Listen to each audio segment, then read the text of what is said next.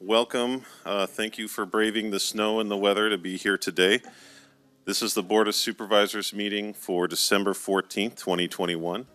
I'll look to Supervisor Kirk here to lead us in the Pledge of Allegiance, if you'll please stand.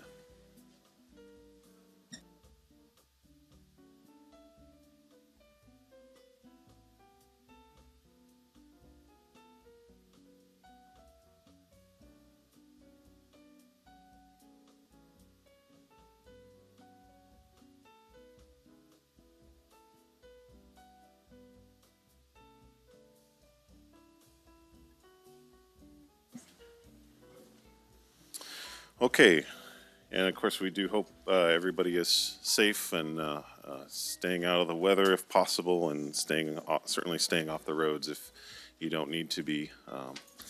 So what we'll do is we'll start with with our board clerk reading our public participation procedures. Then we'll move into oral communications, at which time I'll invite anyone in the audience or anyone on Zoom to come and speak to the board. So where are you going to be leading us today? Okay. Public participation procedures. In order to protect the health and safety of our Tuolumne County citizens, the board meeting is open to the public with modifications. Face coverings are required for all attendees regardless of vaccination status. During the board meeting, citizens who wish to provide public comment will be invited to do so by the board chair. Citizens who are physically present and will be called first. Citizens who are not present and wish to provide remote public comment via Zoom may use the raise hand feature on their computer or press *9 if participating by phone to enter the queue. The moderator will read the last 4 digits for phone-only participants in lieu of name. Zoom webinar via computer at https://zoom.us/j/987-373-85155 and or phone only 1-669-900-9128 with webinar ID 987-3738-5155. Note, Zoom webinar services tend to have a reduced broadcast delay in comparison to the Access Tuolumne live stream and is suggested for the closest to real-time viewing and listening. You may also submit written comments by U.S. mail at the above address or email for retention as part of the administrative record. They will not be read during the meeting. Submit written comments by email at boardclerk@co.tuolumne.ca.us. Options for public access audio and video live streaming. The public will not have access for public comments via these media options. They are available for audio and visual only. Access Tuolumne at www.accesstuolumne.org and click Watch Live and or Comcast Cable 8. Note, Granicus live streaming through the county website is currently unavailable. Important public notice. Pursuant to AB 361, members of the Board of Supervisors can participate by teleconference. Accessibility requirements: if you need swift special assistance during the board meeting, please call 209-533-5521. Thank you, Ms. Williams, and well done. Our board values public participation and encourages community members to take this time to provide comment on matters of community interest. This section is for comment not related to items on the agenda, and the public comment time limit of 3 minutes per speaker applies. No action may be taken by the board on topics discussed. Your board members are listening carefully to these comments and appreciate you taking the time to make a personal investment in our community. Are there any public comments at this time?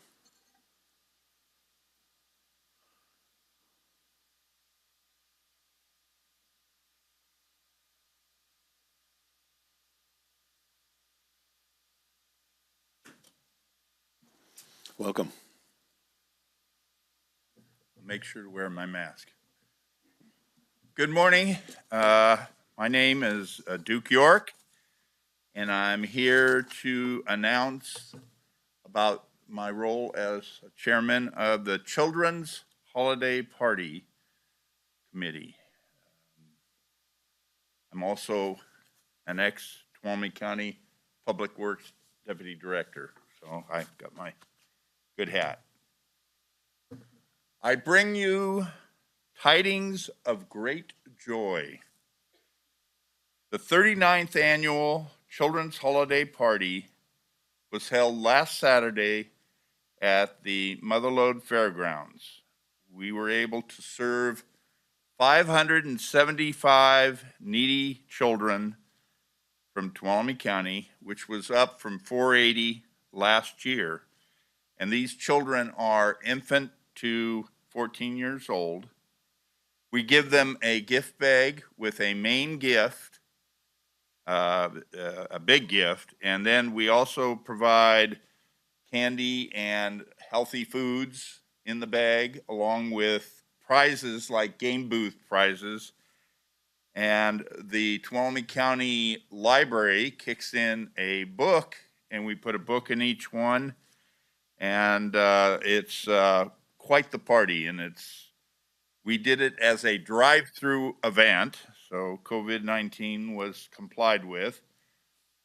We have many helpers for the children's holiday party. The men and women of the Moose helped put these bags together for us, over 750 bags, because you don't want to come up short. And then Tuolumne County Superintendent of Schools, they get out the invite,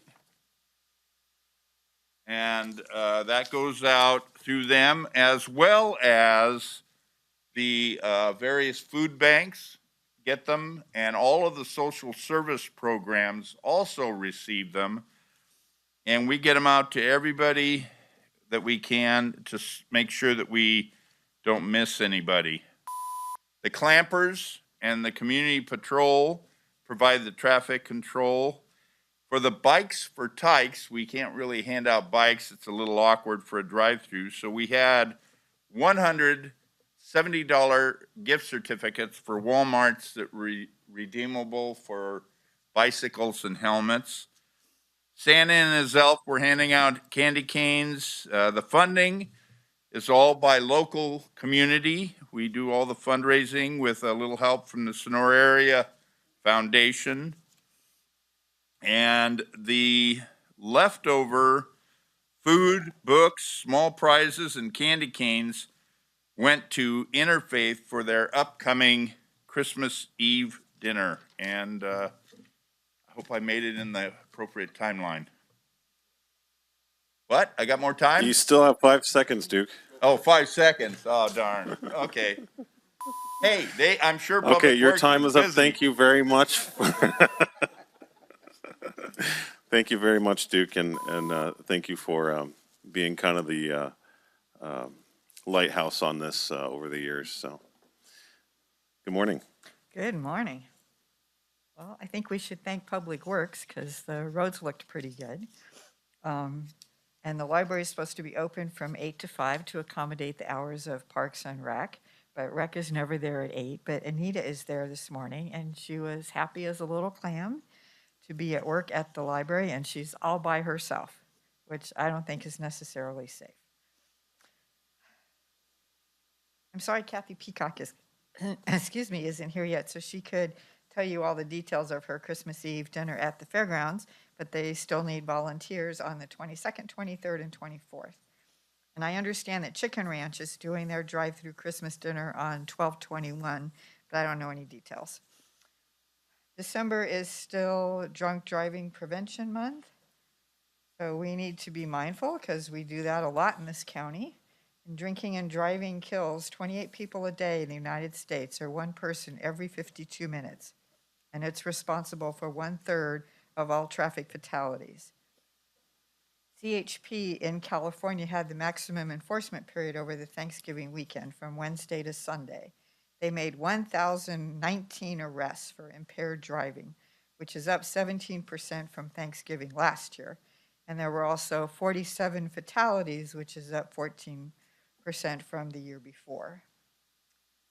And I want to thank the Union Democrat for all of their COVID stories. And they pointed out that since the beginning of August, we've had 75 deaths. and that our death rate has more than doubled in less than 5 months. And only 7 of the 75 who died were vaccinated. And California Department of Public Health yesterday, I was hoping Public Health might be here to do a staff report, asked that everyone wear a mask indoors regardless of vaccination status. I was at Save Mart last night. There wasn't a single person in that store that had a mask. And then we need to, once again, I want to raise the issue of what bad drivers we are. And I saw someone speeding on Lyons today in a big white SUV that must have been doing 50 miles an hour. It's raining, the roads are slick, we've got snow. How stupid are you? I was at the Columbia Parade, the equestrian parade on Sunday. There was a white Altima that went by the left kind of the parade area, went by the state park. He must have been doing 60, almost hit me in the street. Downtown Sonora on Second Saturday, there's a 7-second delay for pedestrians at Stockton Road and Washington Street. A driver wasn't paying any attention. I had the right of way, I had the pedestrian sign, and she barreled out in front of me to turn onto Stockton Road. So we need to do something about our bad driving in this town, and we need to make pedestrians aware also, because, well, thank you. Thank you very much. Okay, is there anyone else from the room that would like to speak? Do we have anyone? Oh, okay. And is there anyone on Zoom that's waiting to speak as well? Okay. Good morning. Good morning. My name is Don Nessel. Thank you for the opportunity to speak. Appreciate it. So I wanted to address the idea of continuing to put masks on children. And according to Brown University scientists, collecting data from 1,600 children, their report found that there was a 23% drop in scores measuring kids' intelligence quotients since the start of the pandemic. The study concluded that children born during the pandemic have significantly reduced verbal, motor, and overall cognitive performance compared to children born before. The study also showed that kids' ability to communicate using subtle, nonverbal cues also dropped considerably.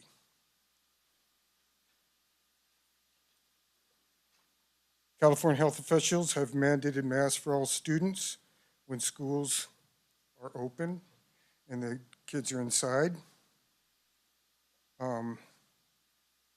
But there's a much better way to achieve the same goal of having a calm, supportive school environment. In other words, they said that treating all kids the same will support a calm and supportive school environment. The benefits of masks in preventing serious illness among children are infinitesimally small. At the same time, they are disruptive to learning and communicating in classrooms. They may be partially effective in shielding adults from COVID, but since when is ethical to burden children for the benefit of the adults? COVID-19 is less of a threat to children than accidents or the common flu, and we all know that, especially accidents, since previously I talked about how bad everybody drives. The survival rate among American children with confirmed cases is approximately 99.999%. And remarkably, recent studies find an even higher survival rate. Thank you very much. Thank you. Okay, if there's no one else from the room waiting to speak, do we have anyone on Zoom? Okay. All right, at this time, I'll close oral communications. Thank you very much for everyone that spoke today. We'll move on to staff reports. Are there any reports from county staff that you would like to make at this time?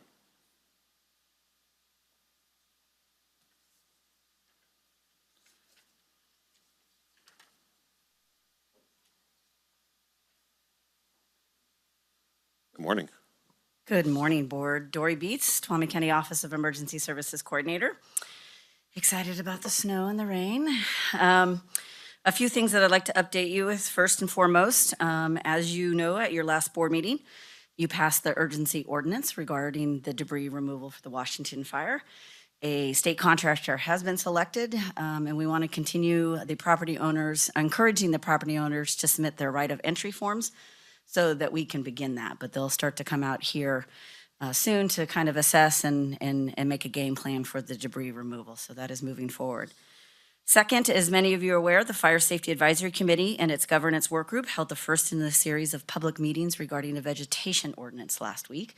I think we had 60 folks attend. That meeting was recorded, and it is up in 2 places so that folks can watch it on their Tuolumne County Office of Emergency Services webpage, and then also under committees and commissions and the Fire Safety Advisory Committee webpage. So 2 places that folks can watch that.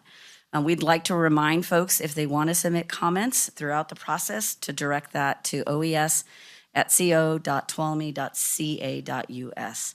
So that way we can collect the comments that are coming through, whether it's social media or just individual or collective comments. We are gathering that throughout the process.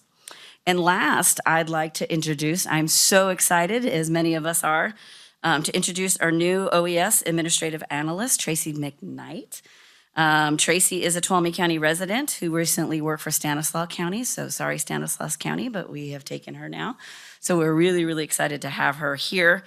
She will be working alongside me and obviously helping us develop the OES program and work on many of the projects. Today is day number 2, so she came back after yesterday, so that's a great sign. And I want to share something funny during our interview process. We asked a fun question, like, if you had a choice to bring 3 people to dinner who either dead or alive, but not a love interest or a relative, who would that be? And she chose Clint Eastwood, JFK, and Amelia Earhart. And she's going to make Mexican dinner for all 3 of them. So we're really excited about that. So please join me. I'll let her say a few words. Tracy, to our team here on the 4th floor. Thank you, and good morning, everyone. I'm very happy to be here. I'm excited to work with Dory and the rest of the team, and I look forward to what the new year brings. So thank you. Good morning and welcome to the team. Glad to have you. Absolutely. Welcome aboard, Tracy. Thank you. Okay, are there any other staff reports? Good morning. Good morning and Merry Christmas. I am Christina Cunha and I am one of your county team members. You all know me very well. I am here today because I had sad news that we had to report. I have to report out that we had to cancel our, for the 2nd year in a row, our County Employee Appreciation Holiday Luncheon.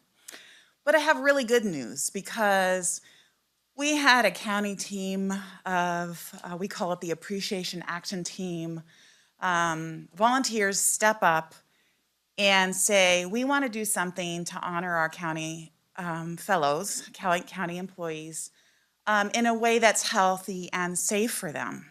So I invited the team members here today, but for a number of reasons, a lot of them couldn't be here. So I want to just, for one, introduce the names, and if they're here, I think there's a couple here. Oh, yes. Yes. Look for the guilty people in the back of the room. So we have some little shy ones here. If you can come up and you're on the county team, I'll keep talking, and I'd like you to introduce yourself and what department you're from. So this team, we only had 6 weeks to make stuff happen, and they made it happen. We sent out a survey to county team members asking them, how do you want us to replace this event this year? What ideas do you have for us? So this team stepped up and we moved forward with a lot of those ideas. We did a virtual, there's still some out there, virtual contest about, ugly sweaters, creative Christmas sweaters, vintage sweaters.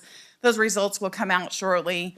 As the whole team, I was not really a huge part of this, gift baskets will be delivered and have been delivered to all the county departments of just little special goodies that the county team members thought would be nice to receive during the holidays. We had a team out delivering yesterday in the pouring rain, and aside from our wonderful team of Heather Ryan, Tracy Williams O'Neill, April Sindelar, Brittany Haste, Colleen Bohannon, Crystal Anderson, Denise Powell, Emma Hawks, Joelle is here, she'll introduce herself, Kimberly Phipps, Leah Morales, Lindsay Bones, Liz is here, Merve, Pandora, and then some of our special delivery additions yesterday were Sheriff went out and delivered with Dory Beats, so thank you so much for all of that. There's just so many things that happened that I think will lift everybody's spirits this year. We had a survey that went out to county team members about you have kind things to say about your coworkers, put it here, we'll put it in a booklet. So we have a booklet of, I don't know, over 500 kind words that county members have said about their team members. Just so uplifting and wonderful during this season, but also during this time in our lives during the pandemic. So Heather's going to cover what I've missed, but I also would like your team members to introduce themselves and the departments they're from, and maybe a little piece of the puzzle of how they participated in this activity. Anyway. Thank you. Supervisors and Chair, I'm Joelle Kewish from the Probation Department. Hey, how are they getting out of this? Yeah, I was hoping more of our team members would be here because it was a lot of fun, and I'm very grateful for the CAO's office who was able to get a little creative in light of the fact that we've had to cancel our luncheon for the last couple of years. We all came together as a team under the direction of Tracy, who's sitting over there, who's an awesome program leader, because it was a lot of work, a lot of coordination.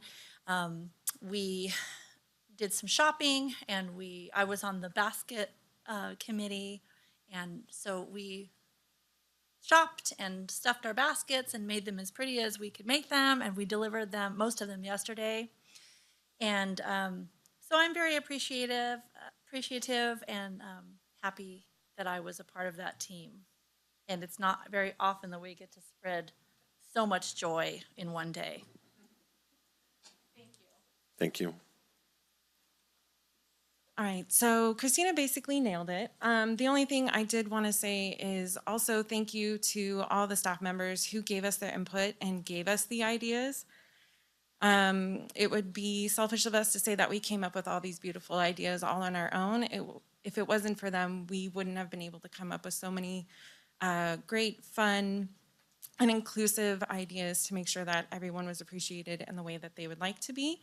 And I do have to say a huge shout out to Tracy Williams because she helped get prizes for our virtual contest as well. So she didn't only take care of her team, she also helped take care of mine as well. So I don't think you're done yet. I think so.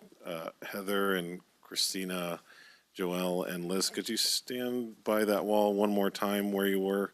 Because I think we need to give you a round of applause. And then Tracy here, who's Tracy Williams, who's holding down the fort here at the board desk. Thank you so much. And the thing, just for the public's understanding, where's Liz? So the public understands that these folks work very, very long hours, and they're often at their jobs, very dedicated, and yet they still found time to be able to put this together for our staff, and so that we can have a little holiday cheer for all the employees at the county. So thank you very much.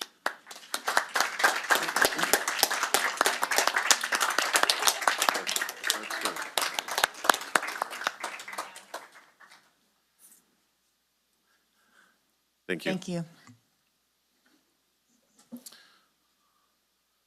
All right, very good. Are there any other staff reports at this time? Okay, seeing none, we'll close staff reports and move on to our consent agenda.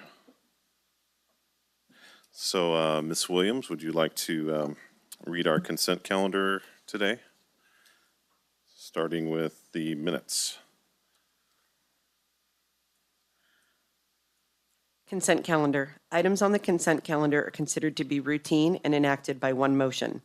Any item may be removed for discussion and made a part of the regular agenda at the request of a member of the board. An announcement shall be made after the consent calendar is read by the clerk and before action is taken on any item, that the public may address any item on said consent calendar. 1. Approving the minutes of December 7th, 2021 meeting. 2. Adopting an ordinance amending sections 10.04.060, 10.04.070, and 10.04.080 of the Tuolumne County Ordinance Code to implement traffic speed study recommendations for Jamestown Road, Parrots Ferry Road, and Merrill Road. 3.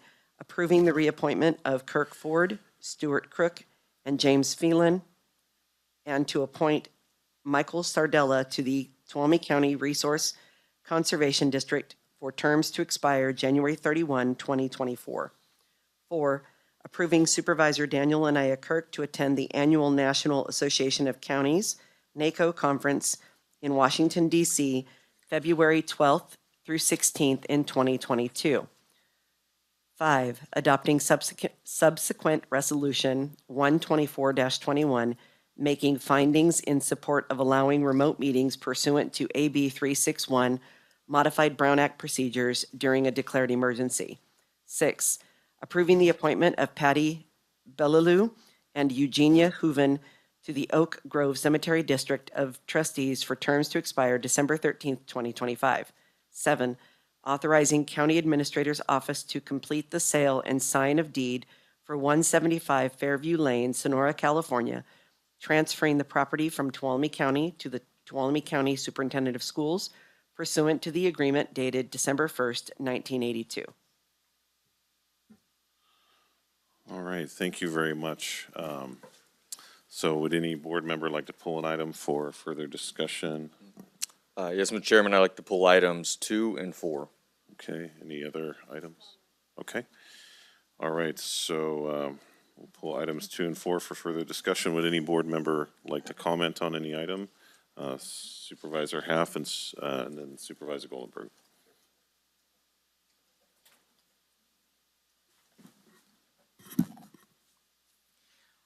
This is on item 6, the appointment of Patty Bolio and Eugenia Hooven to the Oak Grove Cemetery District. That's in District 4. And I just wanted to make a comment that I really appreciate these two women for stepping up. This is an underappreciated role and sometimes falls by the wayside. And I just really appreciate their commitment to keeping their cemetery district up and in good repair. So I just wanted to acknowledge those two women and tell them thank you for their service. Thank you. Supervisor. Yeah, thank you. Just wanted to make a comment regarding item number 3, the Tuolumne County Resource Conservation District members that are being appointed. I attended, one of their meetings. They have some very positive and unique solutions that they're working on within the county. And I'm glad to see that. And I just wanted to express that I would like to see how we as a county, through various departments and committees, can work with the RCD on projects in the future. So thank you very much. Thank you. And on item 4 in particular, I really only had a comment, so we can keep that on consent, and I can just do that. Okay, so we'll maintain item 4 on consent, and Supervisor Brennan. Yeah, not to beleaguer at all, we do have 3 very important organizations that we participate in, RCRC, CSAC, and NACO. We tend to do our committee and commission assignments at the beginning of the year, and I wish that some of these were made as a part of a board discussion. I know that we've now designated CSAC positions. This is indicating NACO positions. Only that, I think, for the future. I wish we were able to have a discussion about that, what we're planning to do for it. That would be something that I would like to see in the future. Okay. Is there any public comment on the consent calendar, save item number 2? I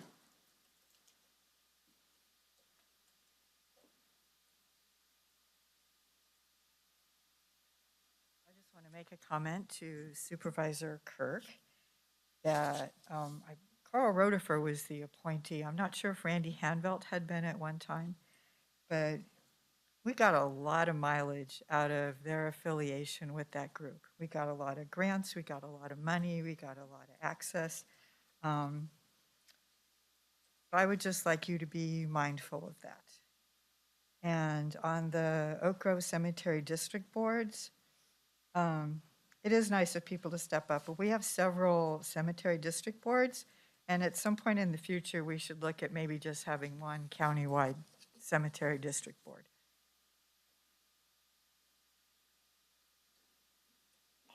Thank you.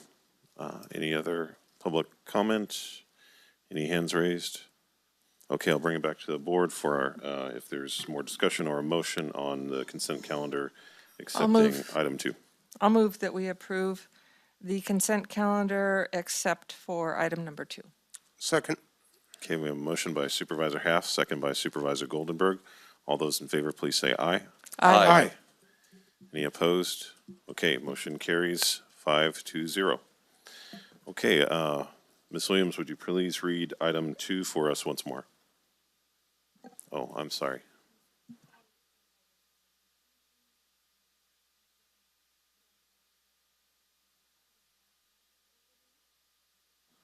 So we are having difficulty with our access to Tuolumne Stream.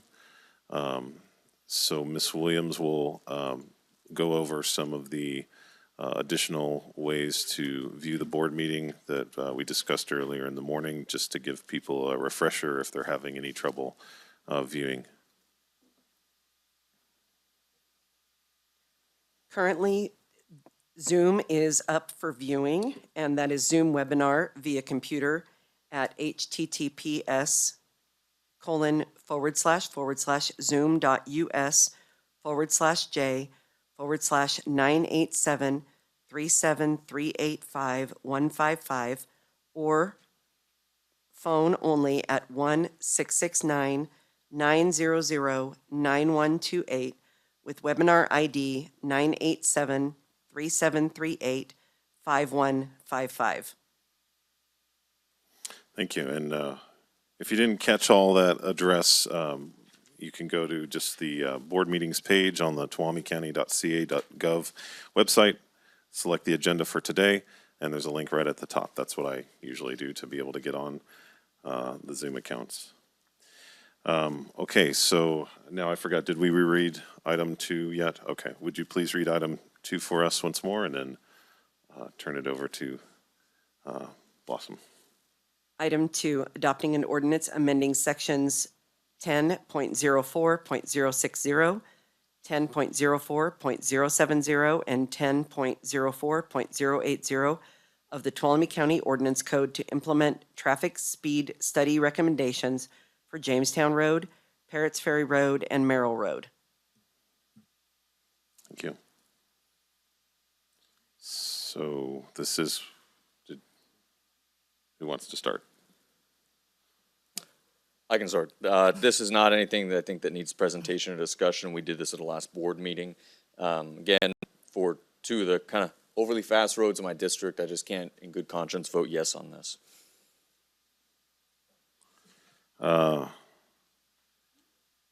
Okay.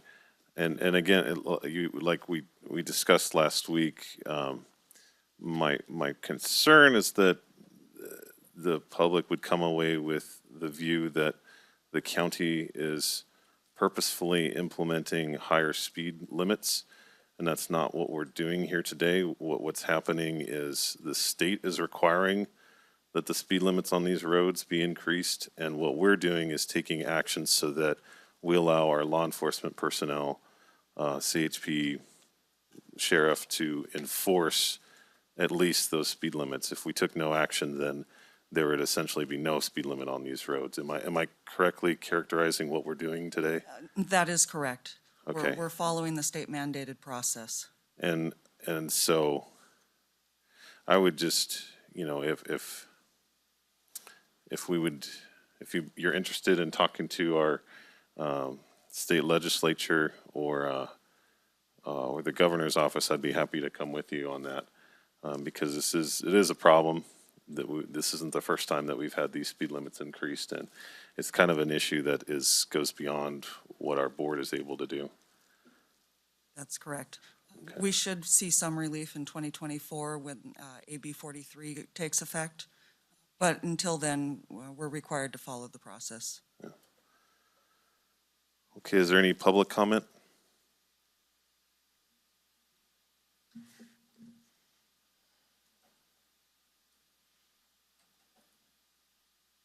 Well, I disagree with this, and this is going to be a big soapbox topic for me, so just get ready.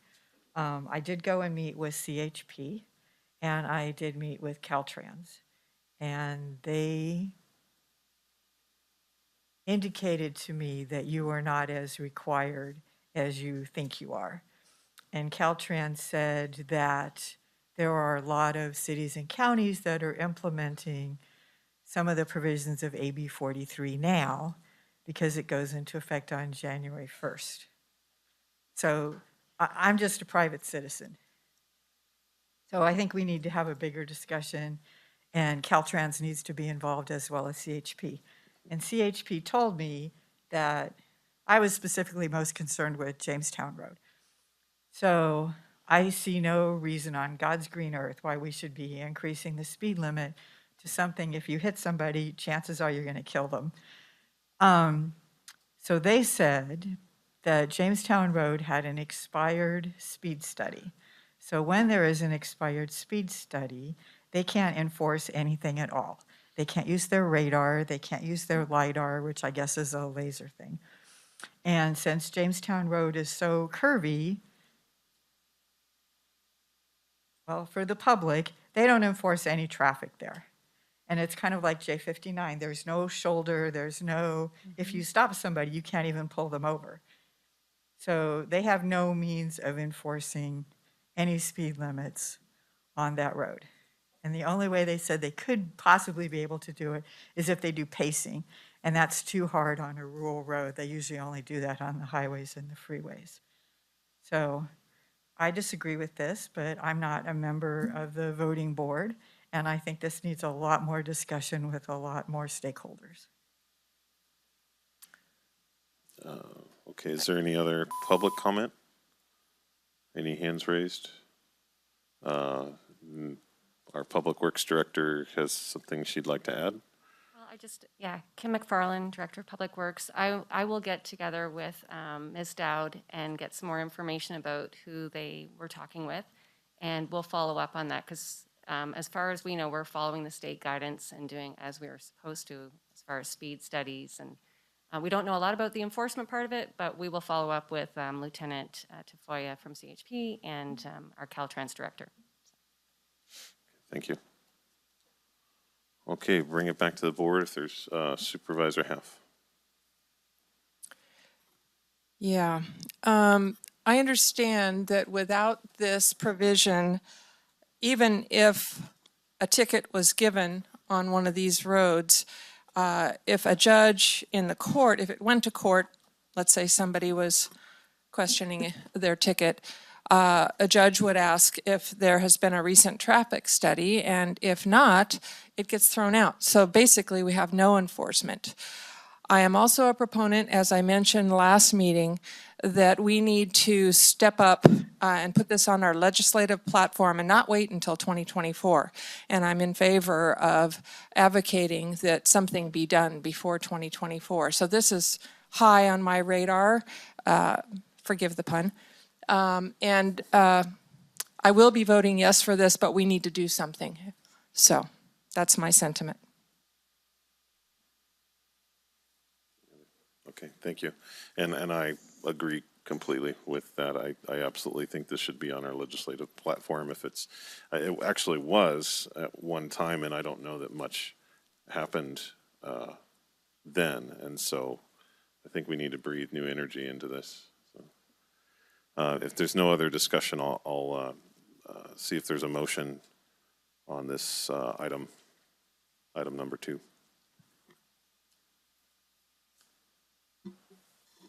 I'll make a motion. Move on staff recommendation. I'll second. Okay, a motion by Supervisor Kirk, second by Supervisor Goldenberg. All those in favor, please say aye. Aye. Any opposed? Opposed.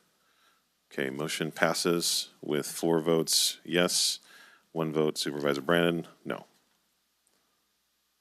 Okay, thank you very much. Okay, so that concludes our consent calendar. We do have a 9 a.m. appointment, but I believe that person lives up there in the wilderness, and so we're waiting to hear if their transportation issues are going to get resolved. So we're going to move on to our 9:30 appointment. Ms. Williams, would you please read our 9:30 appointment?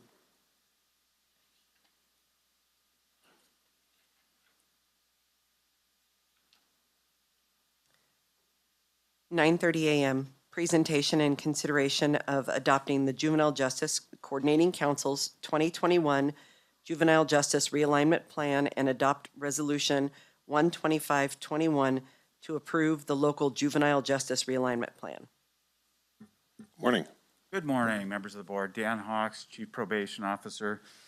And today I'm here as the chair of the Juvenile Justice Coordinating Council. I have with me Assistant Chief Hockett. And before you, we have our plan. We're going to do a short presentation on the plan and leave time for questions at the end. This has been a long time coming, and I'm glad that we're here finally to make this presentation. And I do want to thank all of the members of the Coordinating Council who participated in the process. Very complex process, very nuanced, but I will say that I do owe a great deal of credit to Assistant Chief Hockett, who helped synthesize and put together this plan after receiving input from various members. I will say that we had several meetings, and they were well attended. We had representatives from all of the required agencies present, including our sheriff, undersheriff, our chief of police, representatives of the DA and public defender's office, members of the board. We had the full gamut, a number of great discussions. We had Donald Sagerstrom of the courts also present. It was at times, I was wondering if we would actually be able to synthesize a plan and have it together on time, but we did that, and thanks in large part to Assistant Chief Hockett. And so I'm turning it over to her to go ahead and give you a brief overview of what the plan entails. And of course, we are recommending that the board adopt the resolution approving our plan. And we'll be here for any questions after the presentation. Thank you. All right, good morning. Well, lots of credit, but I can't take it all. It was definitely a team effort, but happy to be here today to talk about kind of the process and where we envision going in the future with DJJ realignment. So SB 823, went into effect in September of 2020, and then essentially began the phased closure of the Division of Juvenile Justice, which structurally was embedded under the California Department of Corrections and Rehabilitation. The basis for this legislation really focused on trying to keep kids local within their own communities, while placing greater emphasis on evidence-based treatment and trauma-informed practices. It also aimed to ensure that youth were afforded kind of the least restrictive environment necessary to meet their rehabilitative needs. And this really was all kind of based on that foundational belief that such changes could provide better outcomes for youth and result in a safer community for us all. So specifically, what did SB 823 do? It did a number of things. These are just some of the highlights. Let's see, specifically juveniles could no longer be sent to DJJ effective July 1st of this year, so it ended that intake process. It led to the creation of the Office of Youth and Community Restoration, or OYCR, another acronym we get to learn. OYCR is embedded in the California Department of Health and Human Services, and they will provide oversight to the realigned funds and work with local jurisdictions just to make sure that we're promoting best practices in the field of juvenile justice. SB 823 also provided block grant funding, which we'll talk about in just a minute. Probably the most challenging part of realignment has been that the age of youth that can remain in the juvenile system has increased. So that age is now 23 for youth with 707B offenses. Those are our most serious offenses that we deal with. Murder, attempted murder, arson, a number of sexual offenses fall into that category. Additionally, the age of jurisdiction can go as high as 25 if the total length of the minor's sentence would equal 7 years or greater in the adult system. So SB 823 also created a requirement for our local Juvenile Justice Coordinating Council to have a subcommittee that would be tasked with developing a comprehensive plan on how we're going to prepare for DJJ realignment. And that's the plan that you have before you today. Per statute, the subcommittee has required membership that you can see listed there, and the chief probation officer is required to serve as the chair of this subcommittee. So as Chief Hawks mentioned, we had great participation. This is a listing of some of, all of our members. And we just want to, again, thank this work group for the support, the attention to detail, and just their time in getting together and working on this important topic.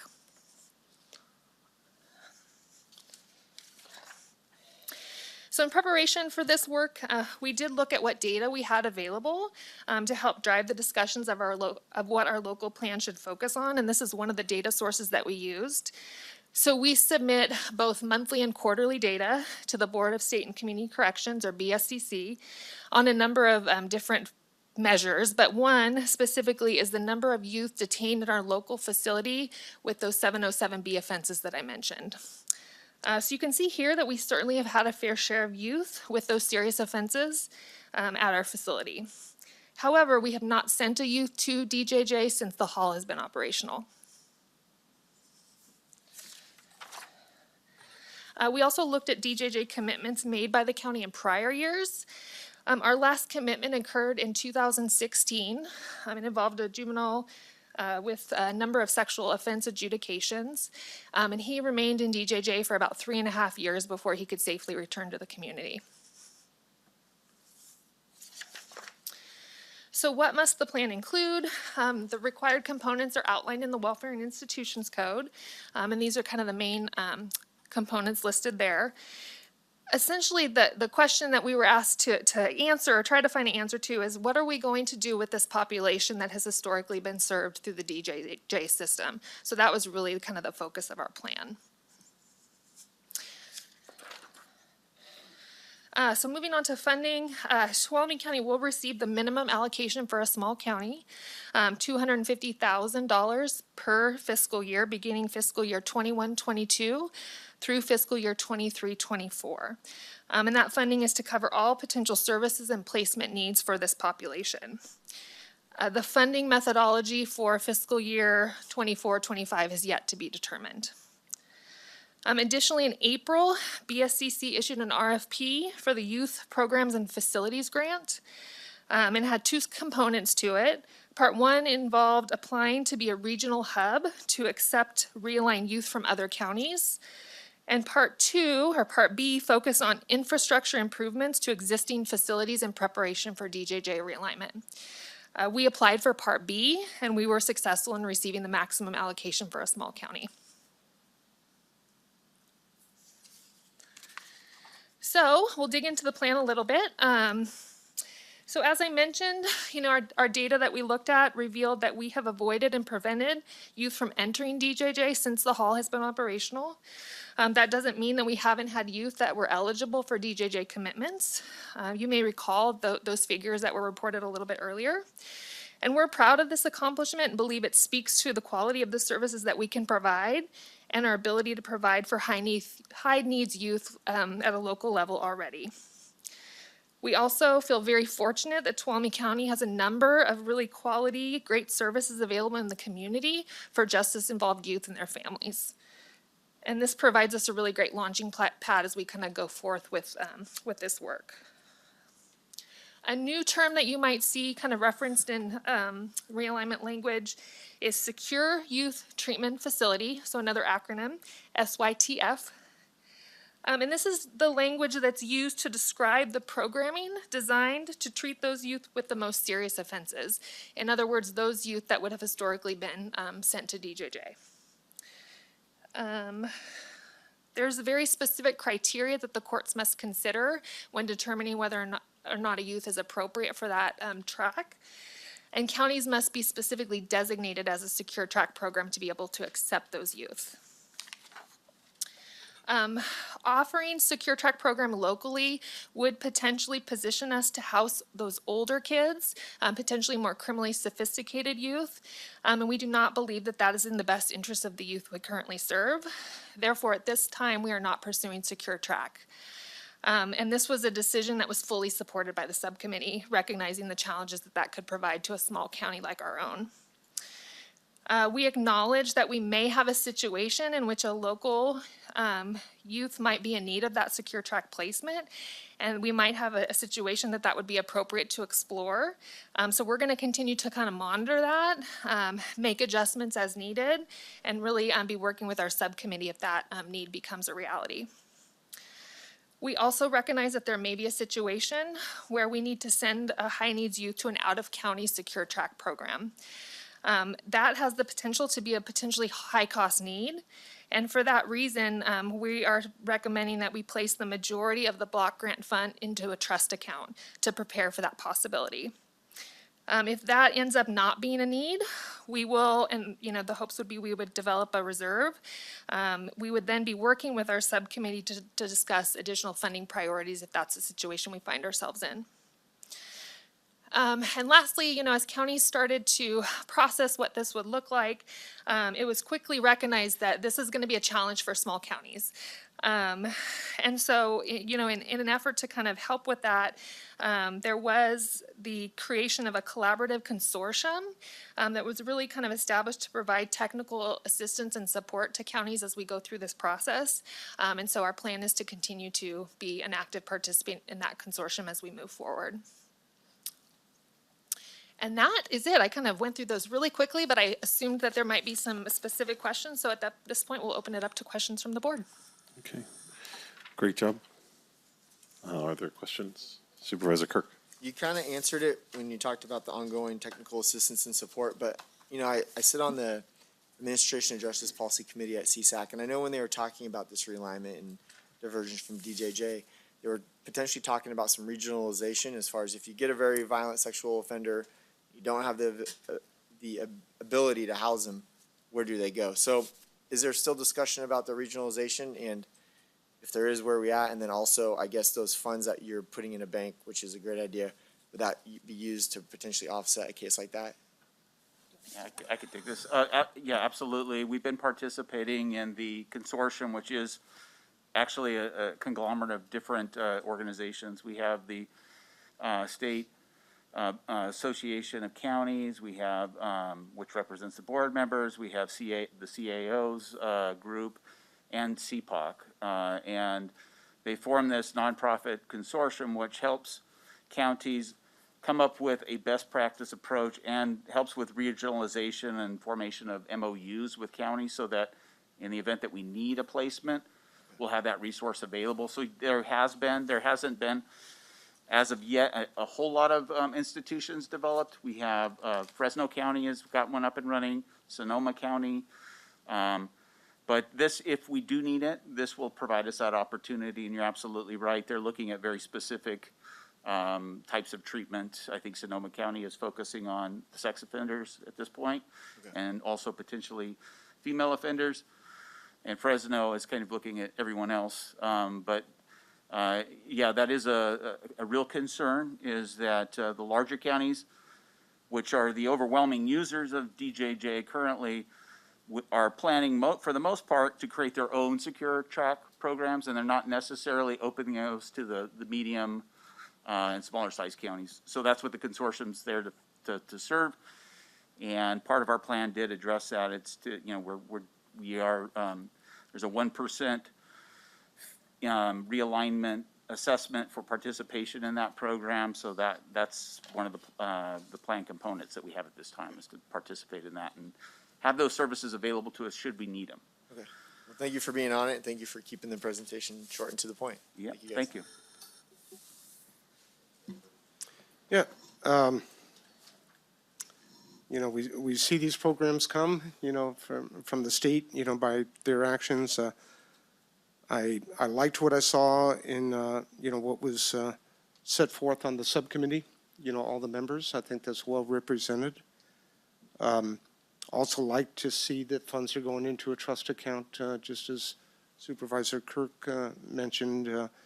I guess my main question is how do you feel about the amount from the state, the 250,000? Do you feel that's going to be sufficient for our needs? And if not, what can we perhaps do as a board to, you know, look to ask for additional funding?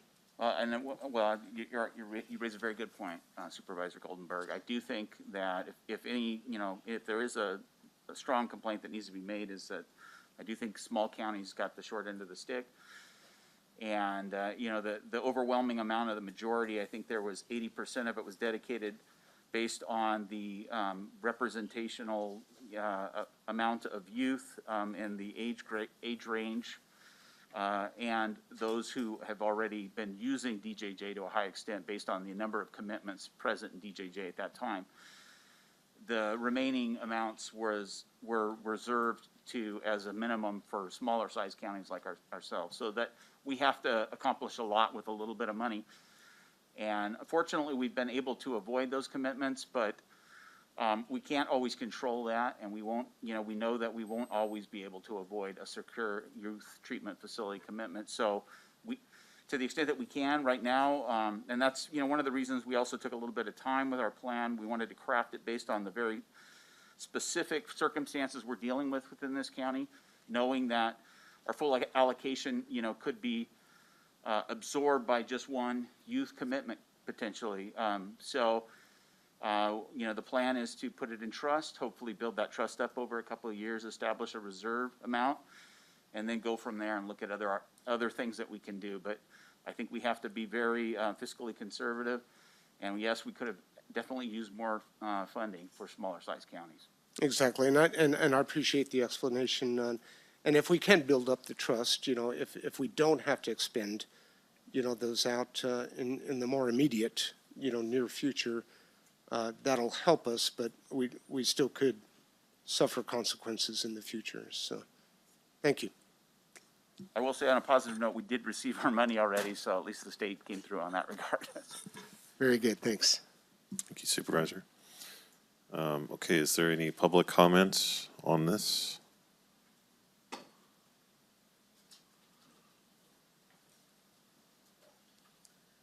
Thanks for that presentation. That was really good.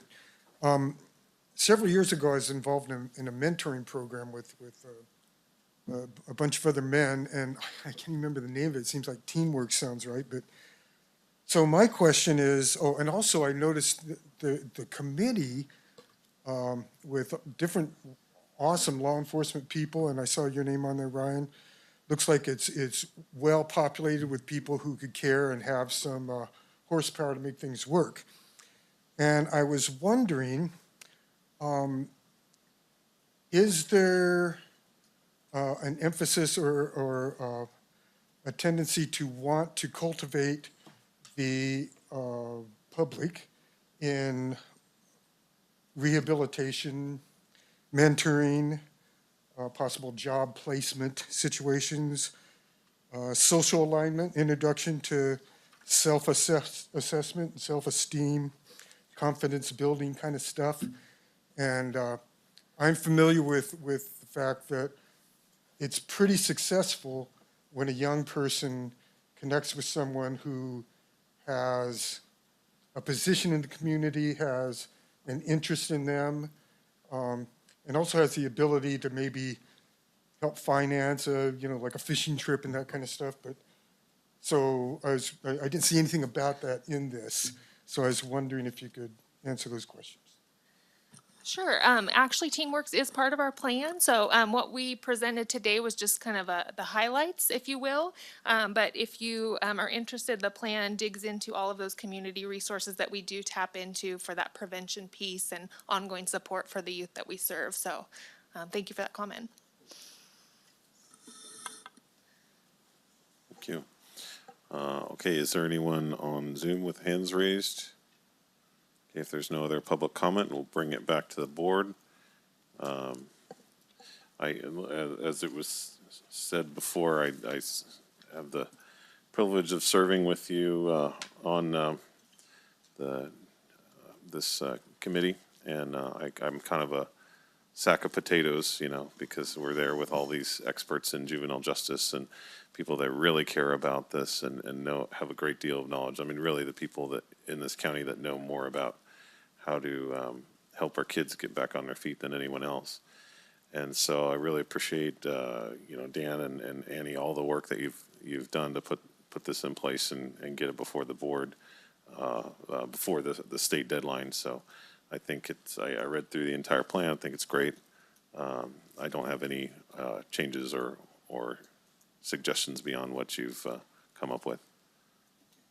If there's... So like to make a motion? Okay, and I'll second. Just to adopt staff recommendation on the adopting the Juvenile Justice Coordinator Council's 2021-22 Juvenile Justice Realignment Plan and adopt Resolution 125-21. Okay, I will second. So we have a motion by Supervisor Goldenberg, second by Supervisor Campbell. All those in favor, please say aye. Aye. Aye. Any opposed? Okay, your motion passes. Thank you very much. Thank you. Okay, anybody need a break? Okay, so we'll take a 10-minute break. We'll reconvene at 10:12.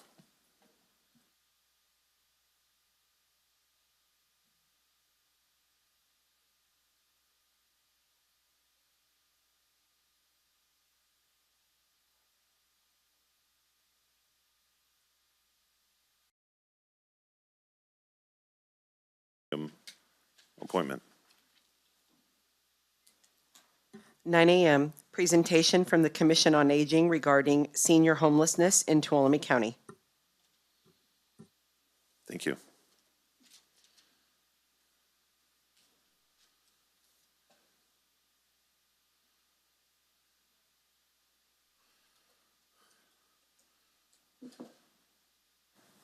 Okay, so I'm Liz with the County Administrator's Office.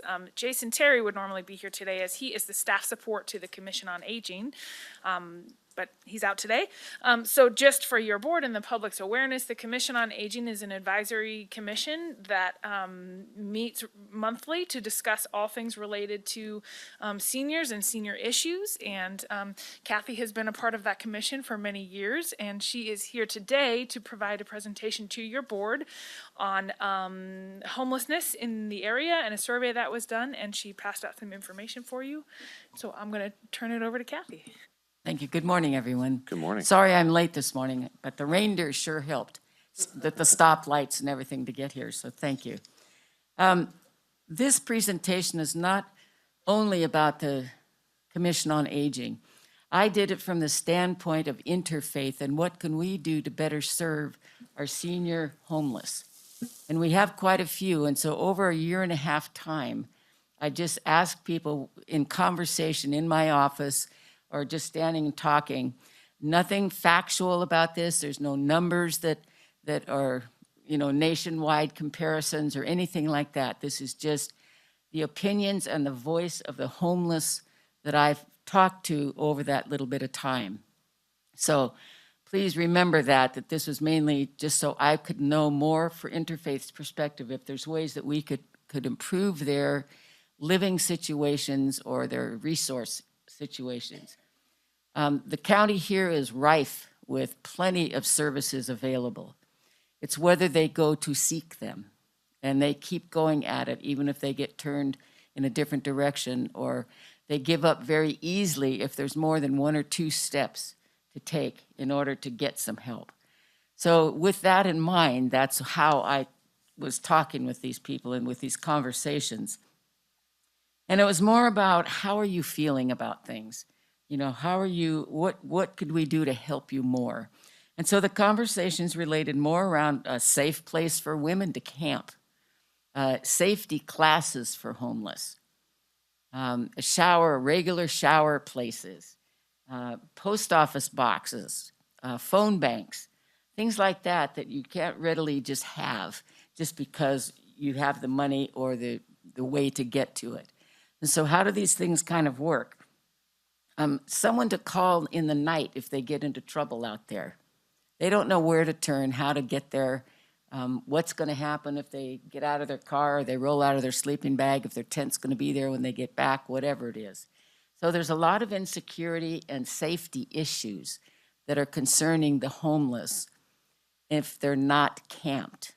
If they're camped, it's even a worse safety issue because people steal things all the time. We know that from the fires, the Washington fire, that a lot of people stay up there in that bad area because they don't want their very few things that are left over to be stolen. So that's kind of rough. And some of the people that were older seniors, you know, they have ailments, they have arthritis, they have medications that they have to take at night. It's really hard sleeping in a car on a cold ground. So there's no nighttime sleeping shelters. I did that in Oklahoma, and we had 500 people every night into a shelter. They had to check in after 5, and they had to leave by 7 in the morning. But that's all it was just only sleeping. And we rented a building from Tulsa for $1 a year. and we manned it. We took care of it by volunteers and a manager. But at least it got the people off the streets. They had to check in their knapsacks or their backpacks in a little secured area because they could not take that into the sleeping area. So something like that, which is a little bit bigger in the scheme of things, but it is something that is asked for, kind of. The other question that someone is kind of an awful question, but what if I don't wake up in the morning? Who's going to find me? You know, I mean, it's just that kind of very simple question. If you're hiding out in the brush somewhere or down a road somewhere, what if you don't wake up or you can't get up? Who's going to help you? And, you know, that's kind of, if you realize at home, you just kind of say, hey, can you help me get up or something? So that's kind of another lady was kind of cute, and she said, you know, what I'd really like and I need is to have a place that my grandkids can visit me, not in my car. That's, you know, those are kind of the deeper things than, oh, I need a pack of cigarettes, kind of things. And these are the deeper feelings that we had in these conversations. They also wanted a place to sleep in a sheltered area where they could have oxygen, or they had a pet. That's mighty important to many of those folks that have pets, but yet they can't go to a sheltered area because of that. So that's another type of a shelter that would maybe have kennels or something like that they could take their pet to and stay overnight.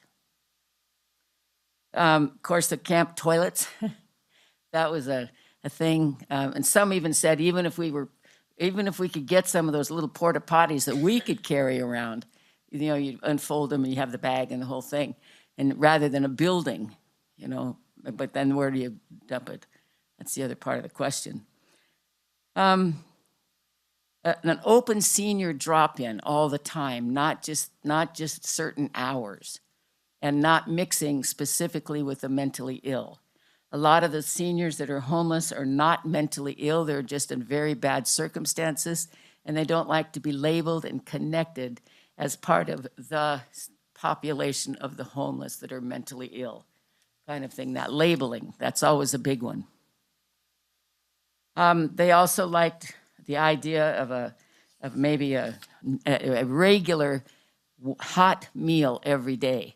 And we do have that in the community. There are groups that do that, and so they have those kind of of things, but it's how they can get to, do we have a bus, a little bus that can get them and take them to the dinner or take them back?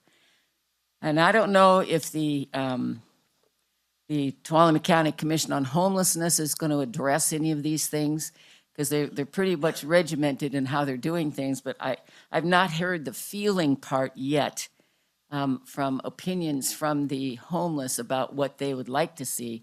It's more how we think they should be seen or be doing things.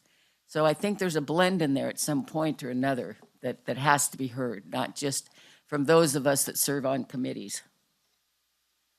Some of the other things later were consistent showers, a bus stop near the camps, or a bus that goes specifically to the camps to pick up people if they need it. And these are out there kind of thoughts, but this is what came across. A place to get water.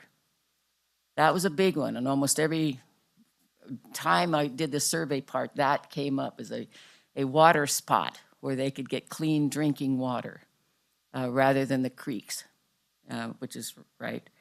A mobile health van, or a place that they could park every now and then. We used to have the health van up here, and they remembered that. And they often say that, why can't we get the health van back to stop here and there? And maybe the little infection on our feet would be help, get some help for that. Or poison oak rashes and things. So I don't know if that's something the hospital can address at some point down the road, but these are just things. Sleeping during the day undisturbed. They're awake at night a lot of times because it's safer to watch.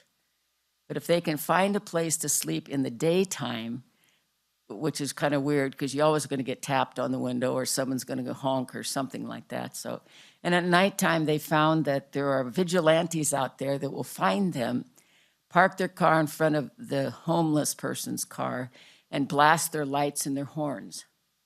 And it scares the women crazy. It just scares the heck out of them. And so, I mean, those are little things that we don't even think about. How do I go to the bathroom at night? It's a little hard to get up and walk any distance to go to the bathroom. One lady was telling me she was camped in the woods. She got up to go to the bathroom. She's squatting, and a mountain lion was walking by. At the same time, she said nothing. She could do nothing but just wait. And the mountain lion just kept going because he was walking down to the creek. But it was that moment of abject fear that we don't even think about at night, kind of thing. Know that someone cares and can help us talk out our problems. It's hard to talk to other camp people. It's hard to talk to agency people because they're always the you shoulds or what ifs or why don't you try this and that, but just to talk, a place for them to go and do that. And some of them were even kind of stating that even if they went somewhere, they don't like the do-gooders coming down into their camps or into their private areas, their hideouts, if you will, because then many others start coming down. And that's one thing that they don't like, is that. They don't mind if it's a group thing, like if they go to Camp Hope and they provided some bags of meals, but everybody was there. But individual camps, they don't like that at all. So that's that. Some of the wants are kind of funny.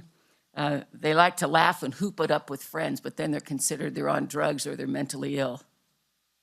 But how many of us act very silly and giggle and laugh and tease each other, and we're not labeled at that point in time?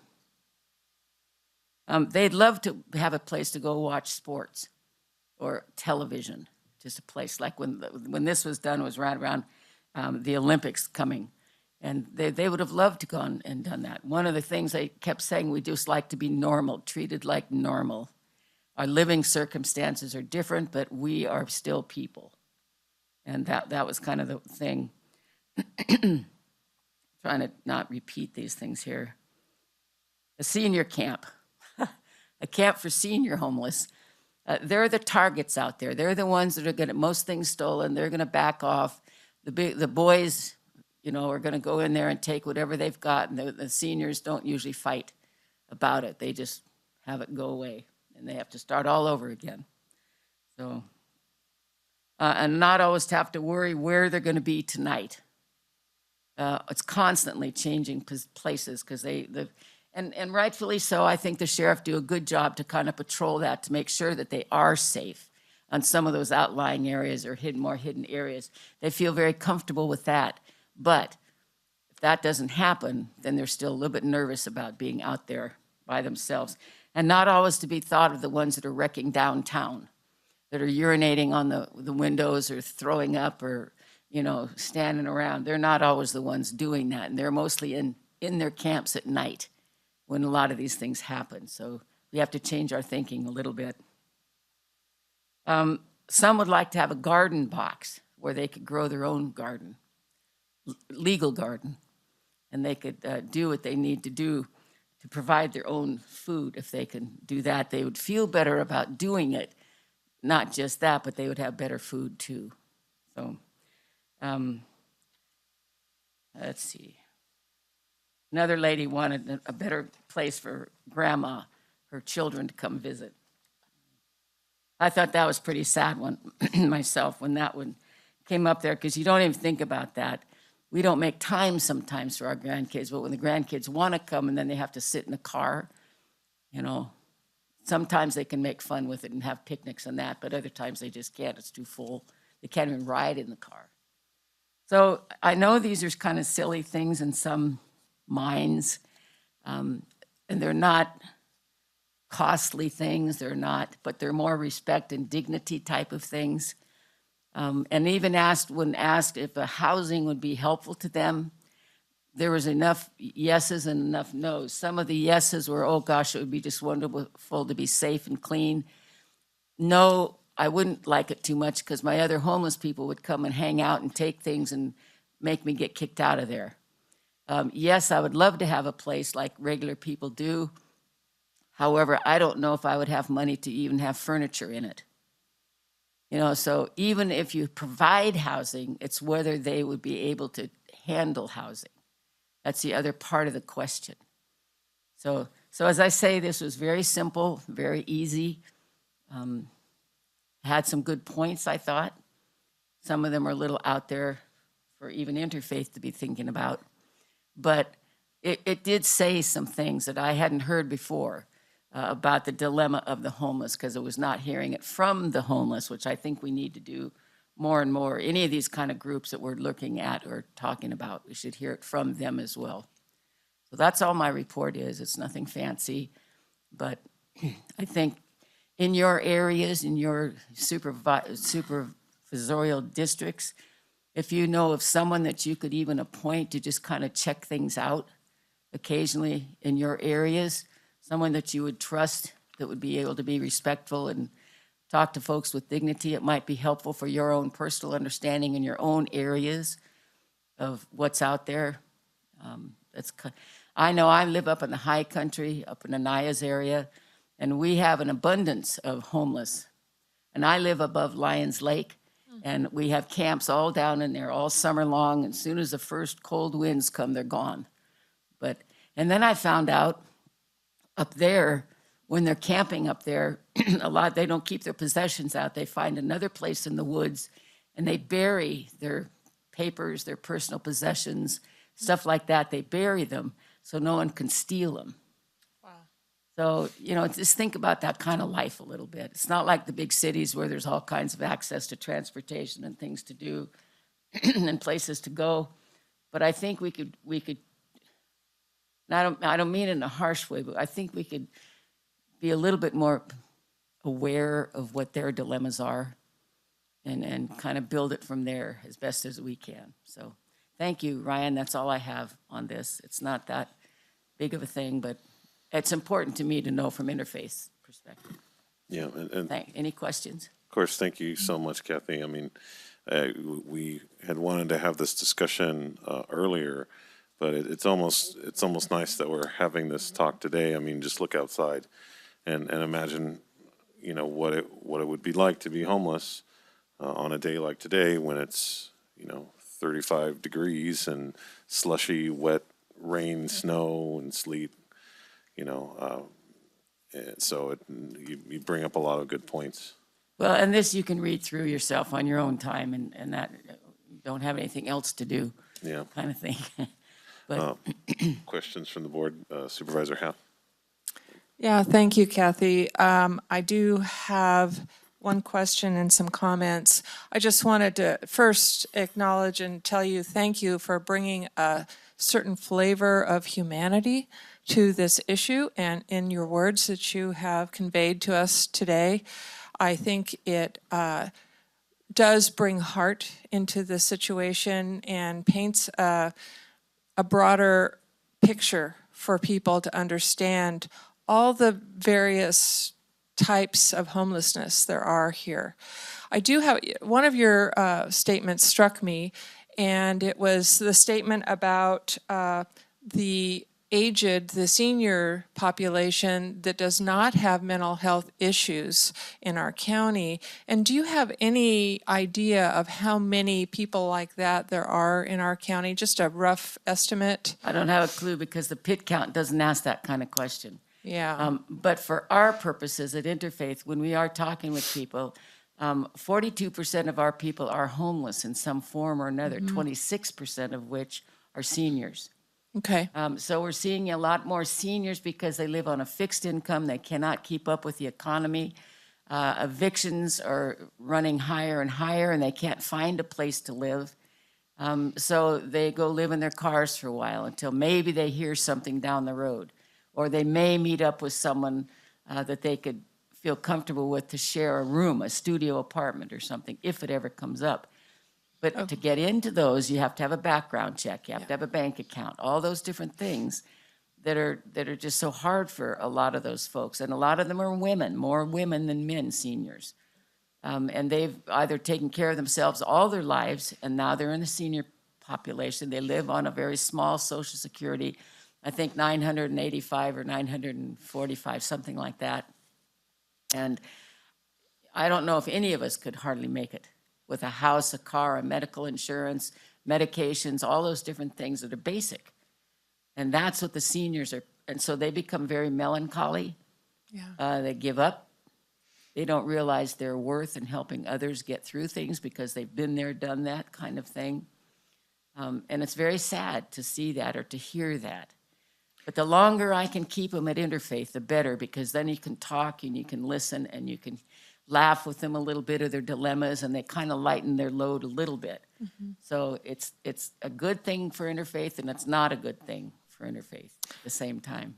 As you've been describing these seniors, a thought popped into my head, and I'm just wondering if we could, for these individuals who do have a small income and could possibly eventually qualify to get into some sort of a housing, if we might be able to start a community sponsorship program where those of us who felt inspired could help sponsor an individual in this position to help them, get a leg up, get a foot in the door, so to speak, for some kind of a housing situation. So that's just a thought out of the blue that came to me while you were talking.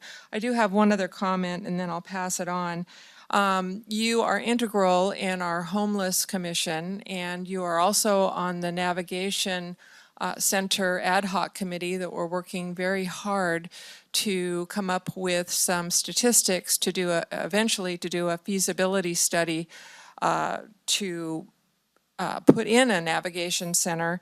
And I am hoping that we were able to get 3 questions added to the pit count this year, and one of them specifically ask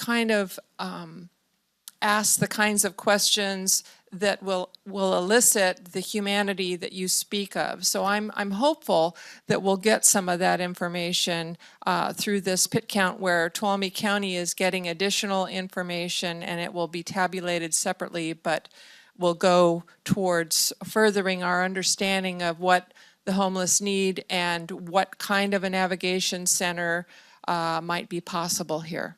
So I just wanted to thank you publicly for your work, your longstanding work in this venue. Thank you. I think the thing that concerns me with that is that I wish they would do the pit count in the summer rather than the wintertime, because I don't think that's an accurate assessment. Can you explain why it's done in the wintertime? I mean, It's a governmental thing, Ryan. It's California, higher than federal. we'll ever know. But it's way up, it's way up there somewhere, and they dictate when, all across the country, yeah, they do this. because we're routinely undercounted. Way undercounted. You know, because of that, we have a very seasonal, I mean, if you were to do a pit count on, you know, July 2nd, it'd be 3 times what It it would would be be. in January. And I think you'd see different configurations of families that are camping or saying they're camping kind of thing, but really they're out trying to find a place, and they're lucky it's in the summer that they can do that for a while. Supervisor Brennan? You've seen the TV show Chernobyl. They asked, you know, why did Chernobyl end up happening? Because it's cheaper. You know, I think if it's done in the winter, there's fewer people. It's cheaper for the resources, and it's hard to imagine the way Pitt is done, unfortunately, and how it impacts rural counties. It's not maybe either forgetful or a little on purpose with it, but hopefully we can add that to our legislative agenda and change it. Kathy, you're awesome, and I so appreciate all the work that you do. And I think on TCO, one of the most important things for the Commission on Homelessness to have is that information. So actually, I don't think this is a small thing. I think this is a big thing.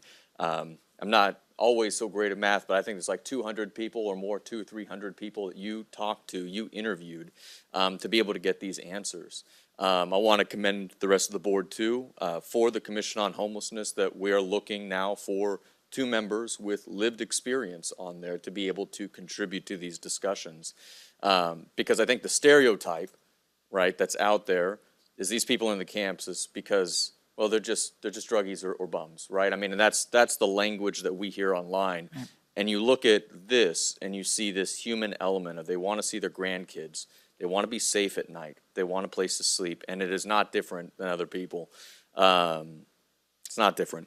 I was looking at it, and it's really interesting, and all the data that you coded with that from the responses, because it looks very much like a version inverted of the Maslow hierarchy of needs, right? Oh. It started with most people saying they want food, they want warmth, you know, then they want safety, you know, they want then to be able to have some socialization, their health needs met, some support there, and eventually it was dignity, you know. And you can see people probably moving forward through that and trying to, you know, change their needs. So I don't have any questions on this, only to say I commend your work in the community. I commend your work on the Commission on Homelessness. I know that you not only serve as a local nonprofit leader, but a leader amongst leaders in the nonprofits too. So I greatly appreciate you. Thank you. Karen.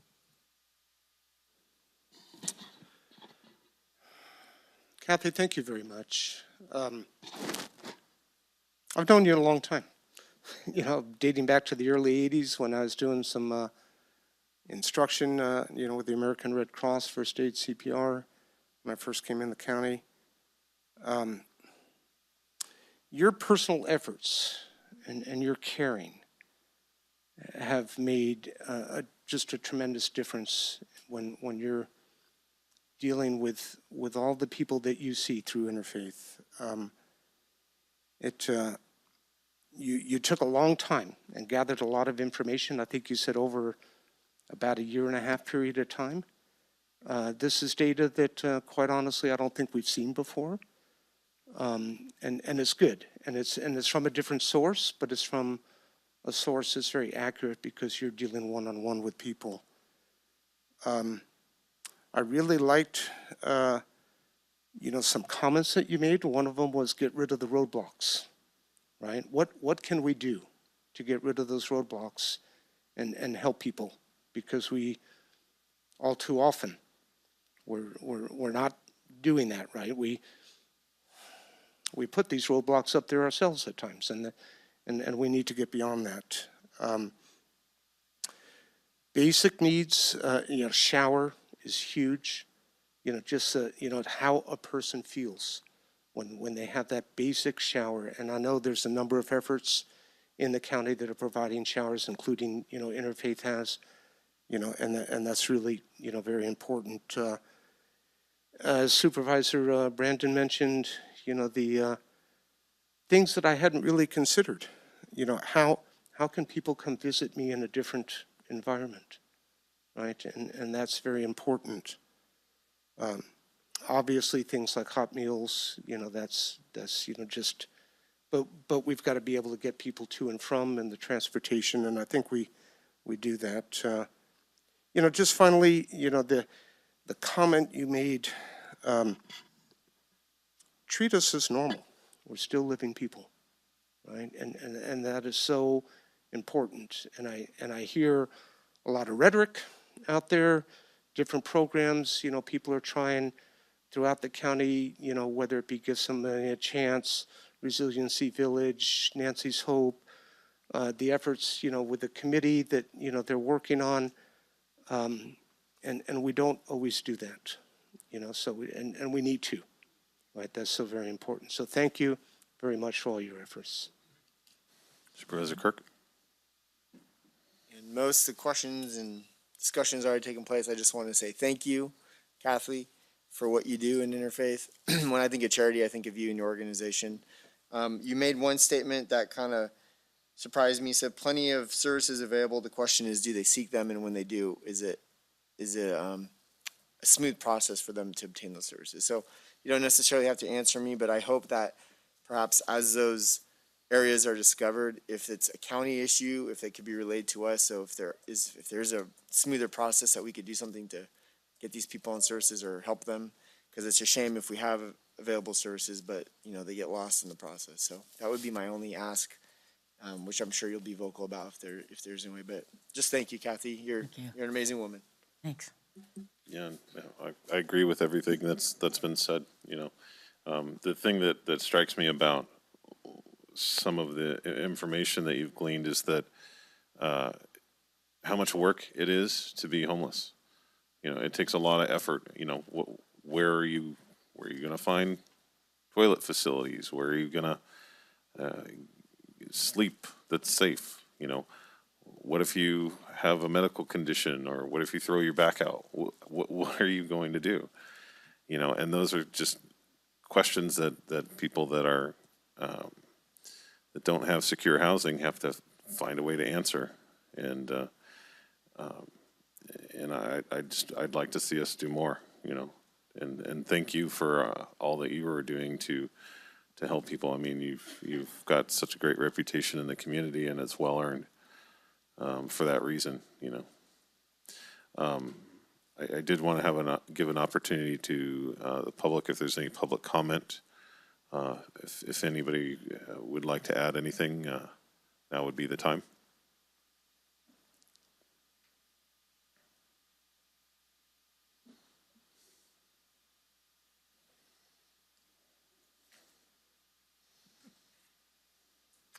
Well, I think this is where you could see the importance of the senior center and the library. And I know there are a lot of women that live in their cars, and they used to spend the day at the library, and I'm not seeing that many of them now. I don't know where they are. And the senior center hasn't been open since the pandemic began. And they've had a lot of discussion about, they're afraid if they open and something happens, plus people are rude, nasty, violent, and whatever about they don't want to comply with recommendations, that then they'd have to close again, and they don't want to open, close, open, close, open, close. But they met a huge need, and families could meet there. So they could, and people meet at the library. Your kids get out of Sonora L and they can go to the library and you can meet them there or meet them in the parking lot. And then nobody's doing any of the free dinners or free breakfasts that they used to do. The Catholics would do the breakfast twice a week. And the Lighthouse Ministries at the Red Church did the Tuesday night. Heart Rock did something on Wednesday night. Monday night was Church of the 49ers, and none of those have been doing anything to the best of my knowledge. The Methodists do a dinner on Thursday nights, and I've gone to help them a few times, but nobody's coming.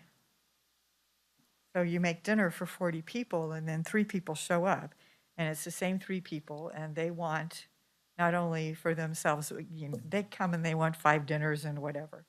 But I haven't been seeing the women. So I don't know where the women are going. And I used to propose to the city of Sonora, because their homeless committee was kind of worthless, that we should all go camping in Courthouse Park someday, when the weather's nice, because where are you going to go to the bathroom? Nothing's open. With the Washington fire, everything was shutting down, or what is it, PS, or they shut everything down, and then there's no facilities available. So it's really hard. And now that Walmart is closed at night, where are you going to find a bathroom?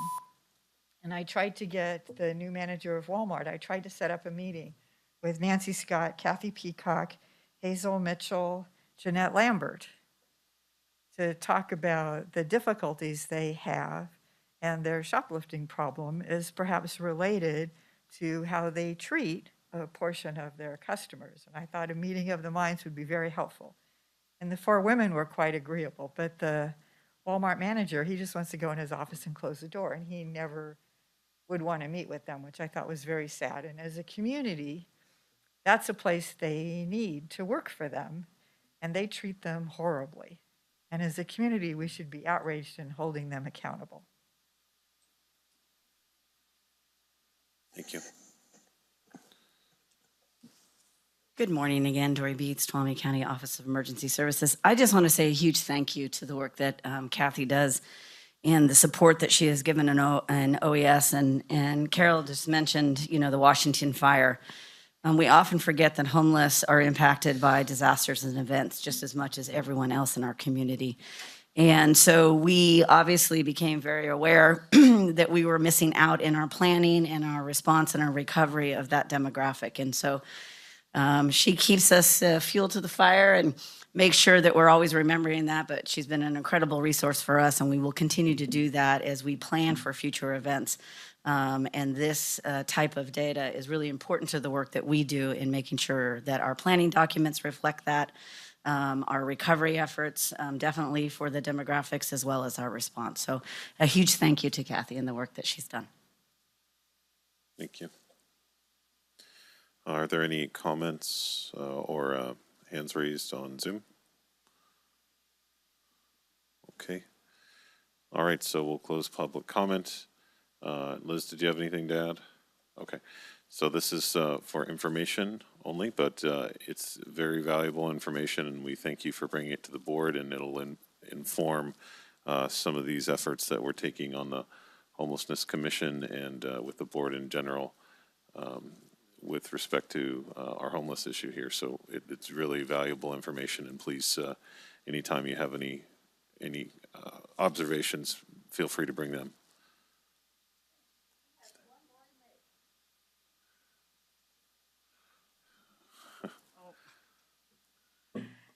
Volunteers, right? She wants me to announce that we put on the Christmas Eve dinner at the fairgrounds. And although we have to do it a drive-by and a pickup, if you know people in your area that either need meals, please have them call me as soon as you can, because we're making our lists. And if you know people that would like to volunteer, we'd love to have them come down. I hope we have Miss Half doing something up in Groveland, maybe, it sounds like. But the people love to see you guys and see you out there side by side with the community. And so if there's a way you can spend an hour or two, or even in your area distributing meals, that would be wonderful. Or even if you're a connection for folks in your area, to be able to ask for them. It's all donated. It's all free. We just put it together. We've done this for years and years and years and years. And I think we're up to a little over 1,800 free meals that will be delivered or people can pick up this year. So we don't like it this way. We like the camaraderie at the fairgrounds with the dinner, and everybody's there, and Santa and the music and the kiddies and all of that. But it helps some this way. It's better than nothing, but not great. So Carol, thank you. Thank you. And so if somebody was interested in volunteering, how would they go about doing that? Just let me know. Just give me a call at Interfaith or at my house or whatever you want. Okay. Or email me, whatever. And families are welcome to help. Families are welcome to deliver. We don't like dogs riding in the car when they're delivering meals, but the kids are fine if they keep their hands out of the food. Okay. And we have toys. We have an enormous amount of toys for the families that have children that are ordering meals. We package up the toys as well, so they have that also. All right, with the aid of Google, I looked up the number. So the number at Interfaith is 209-532-0905. So they Right. can call that number and ask for Yes. Kathy Yeah. if they'd like to volunteer. I'll be off next week doing the dinner thing, but you can call me at my house at 586-4802. It's on the flyers. Okay, great. Thank you so much. Okay, thanks. Thanks a lot. Have a wonderful day.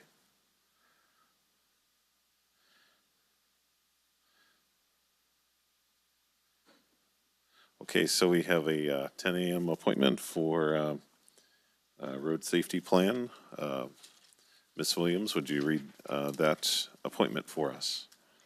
10 a.m., consideration of adopting the 2021 local county local road safety plan.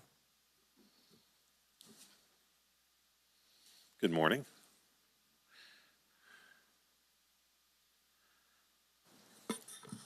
Good morning. Denise Zitnick, Tuolumne County Public Works, and I'm an engineer in our Public Works Department. And on the Zoom line, we also have our consultant, Rod Brown, with If you Fair could and get a Peers. little closer to the mic, we'd be able to hear you a bit better. Okay. Sorry. Yeah, Denise Zitnick, Tuolumne County Public Works, and on the Zoom is Rod Brown, our consultant with Fair and Peers. I don't know if that connection is working yet, but great. So we are here to ask you to adopt the Tuolumne County Local Road Safety Plan. We're going to go into a presentation here. Hopefully Rod can share his screen on what the local road safety plan is. But real quickly, just wanted to go over that this local road safety plan was funded by Caltrans.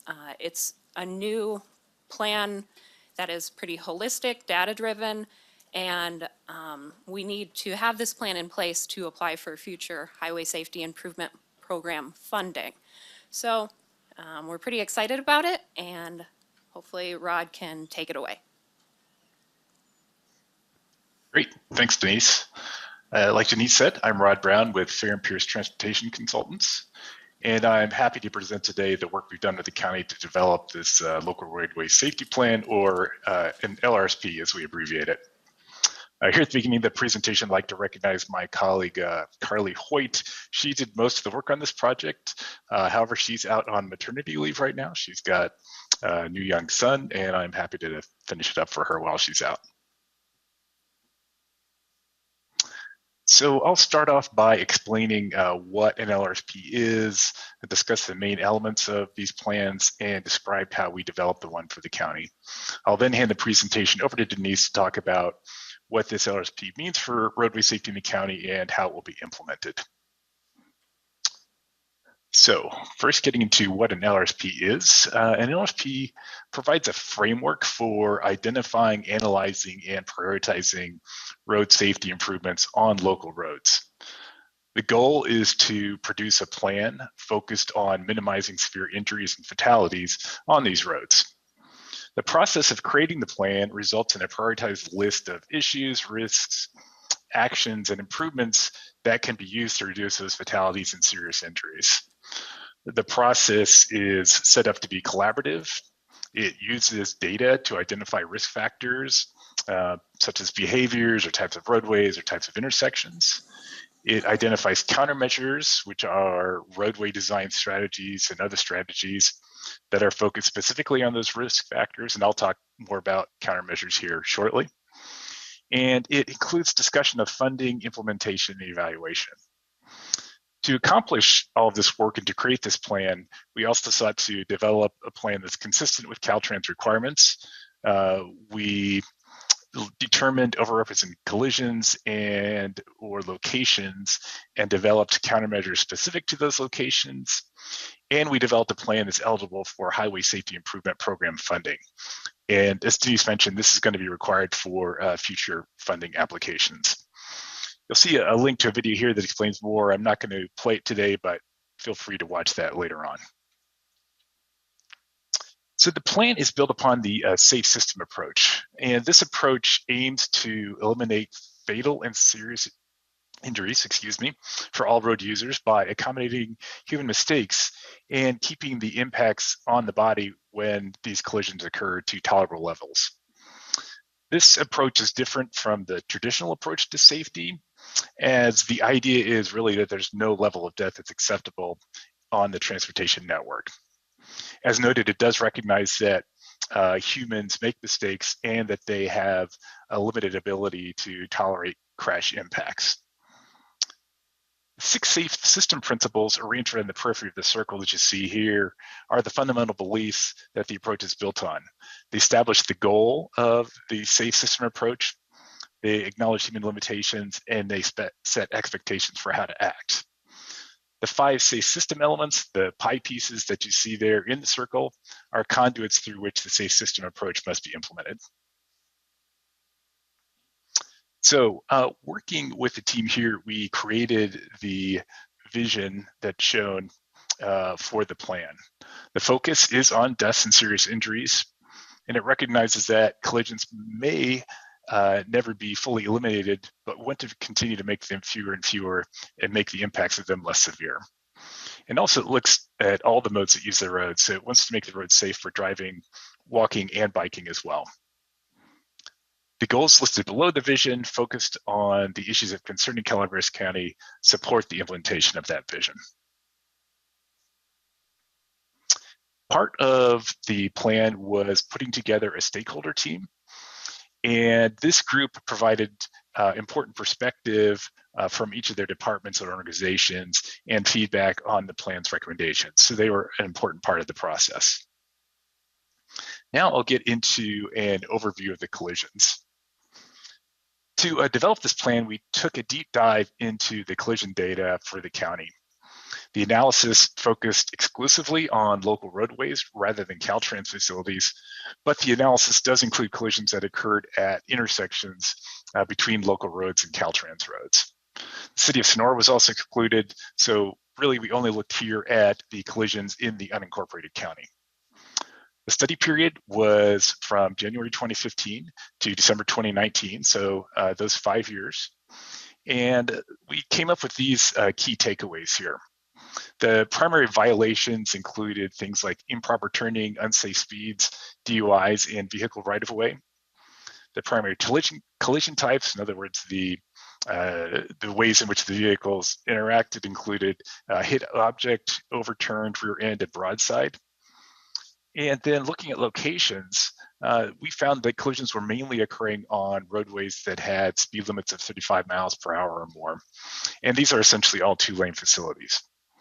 The collisions are disproportionately high on these roadways, and by that we mean that the percentage of collisions on the type of roadway is higher than the percentage of that type of roadway within the county. So for example, about 8% of the roads in the county have a speed limit of 35 miles per hour, while 26% of the roadway collisions occurred on those roads.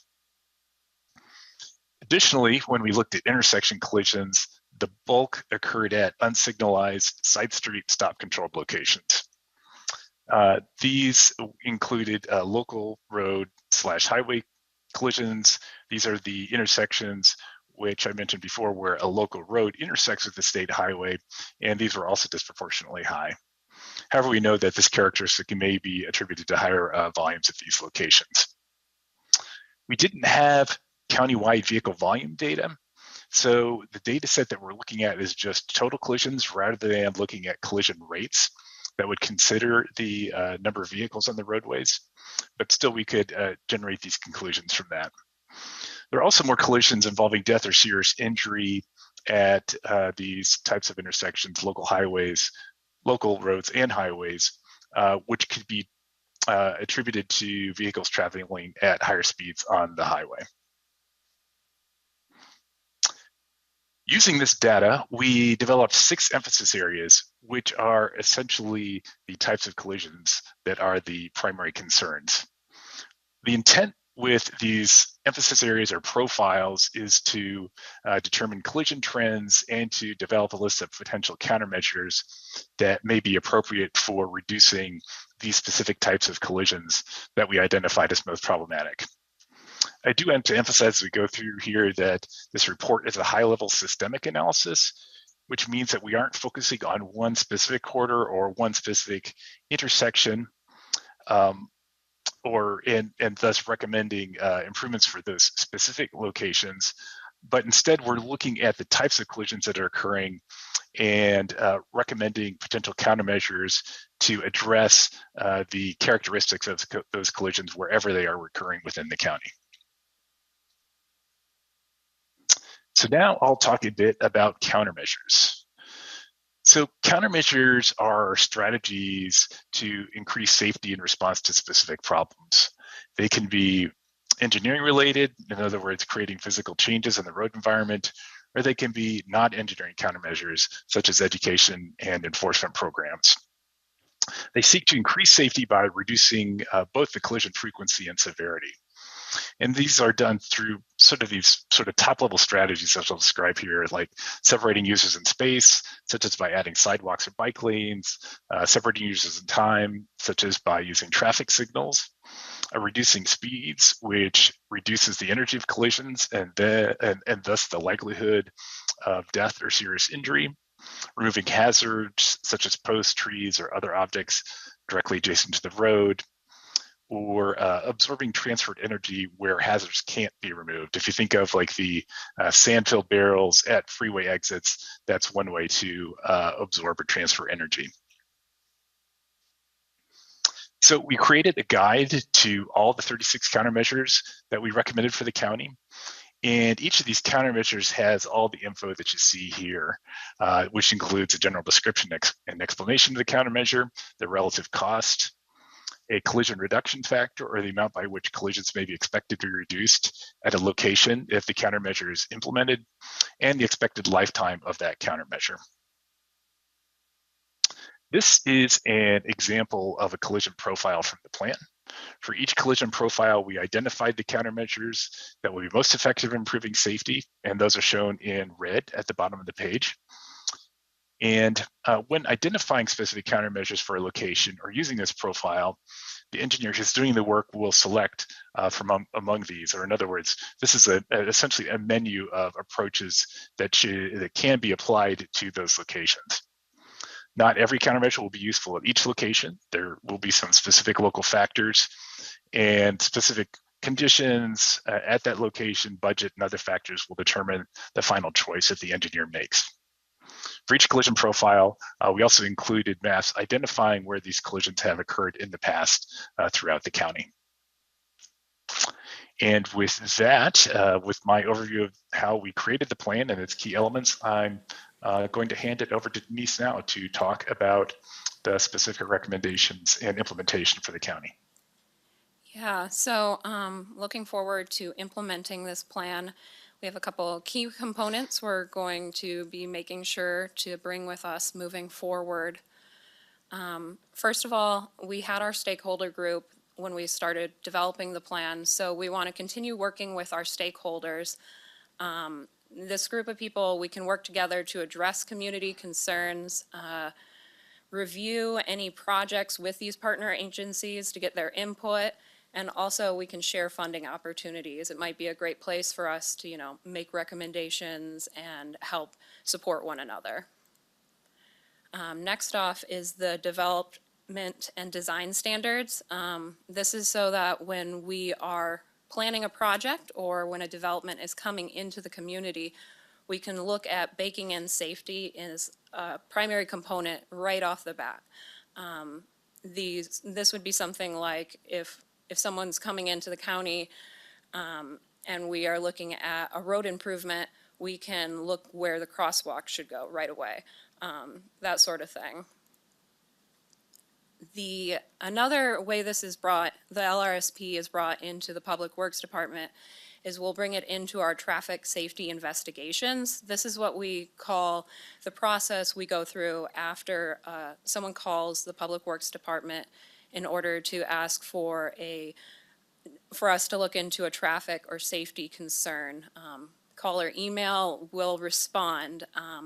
By using the LRSP, we can start to use those benefits from our proven countermeasures, those benefits like knowing the effectiveness of reducing the crashes and knowing the cost of these countermeasures to bring that into our process. So sort of as an example, running through what that process looks like, we start off by selecting a study area and gathering data about it. Based on the concern, we pull up our GIS database that has all of the collisions and look at things like what the collision severity is, what kind of collision it is, preceding movement, the weather, if it's dark out. And we also will go out there and look at the on-the-ground conditions. Sometimes you just don't know what's out there. Something strange could have changed. Somebody could be parking somewhere that they didn't before. You just never know. So the next step is in the investigation process is we review the collision data, and we can now compare that to our collision profiles in the local road safety plan. Is this a systemic problem or is it a hot spot? The great thing about the local road safety plan is if we look at it and we think, well, this is a problem at this intersection, but is it a problem at, say, many other intersections in the county? We can then go in and say, do we want to improve all of those and build a grant for this so that we can bring that to the highway safety program? And so finally, in our investigation process, we're going to select countermeasures. We're most likely going to start with the lowest cost countermeasure as to take the dollar further. But looking at what is the actual issue out there and how can we address that in the best possible way. So the final component of our implementation plan is this safety scorecard. We're going to be posting this online. It's going to be a way to share with the public our goals and to track what is going on with safety in the county. We're hoping to be more transparent and allow people to know what we are trying to do out there and how they can get in contact with us. So with that said, are there any questions? Thank you very much for that. I know a lot of work has gone on into this, and so really appreciate it, and appreciate you too, Rod. Questions from the board? Hi. So I've gone over this report pretty carefully and looked at some other factors. Maybe if you can bring up slide 6, your goals. I think it's slide number 6. So very good information here. What I'm not seeing, perhaps with the exception of goal number 5, but it's really not very clear, is what are we looking like doing for pedestrian safety? I see, in further charts, that, we've got crosswalks and they push buttons and allow them to cross.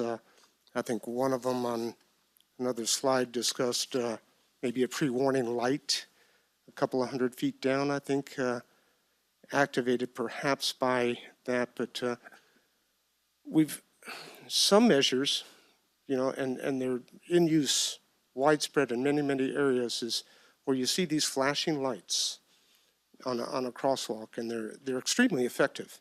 When the driver is approaching and sees these flashing lights, they know that there could be a pedestrian entering into there. And I'm not seeing that pedestrian safety is really being called out here. We have many, many areas that, where there's minimal lighting.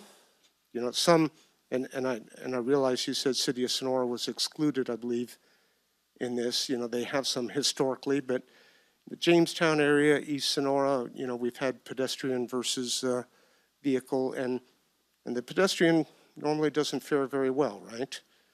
I think one of the charts, showed 4 out of 6 received very serious at KSI. Either they, very serious injuries or they were killed because they're defenseless, when that happens. So I would look to see that, this plan makes better use at looking at pedestrian safety. Bicycles, another problem, but that's an inherent problem on our roadways, right? Because they're skinny, there's no bike lanes in most areas, so that's something we can look at, long term, but I think we can do a better job on pedestrian safety. So I just wanted to call those things out. Thanks. Yeah, so, sorry. We didn't go too in depth into our different profiles, based on and Rod can correct me, based on our data analysis, we did, come up with 6 primary profiles for, focusing on in this plan. And profile number 6 is based on pedestrian collisions at unsignalized intersections. We did in this plan only focus on,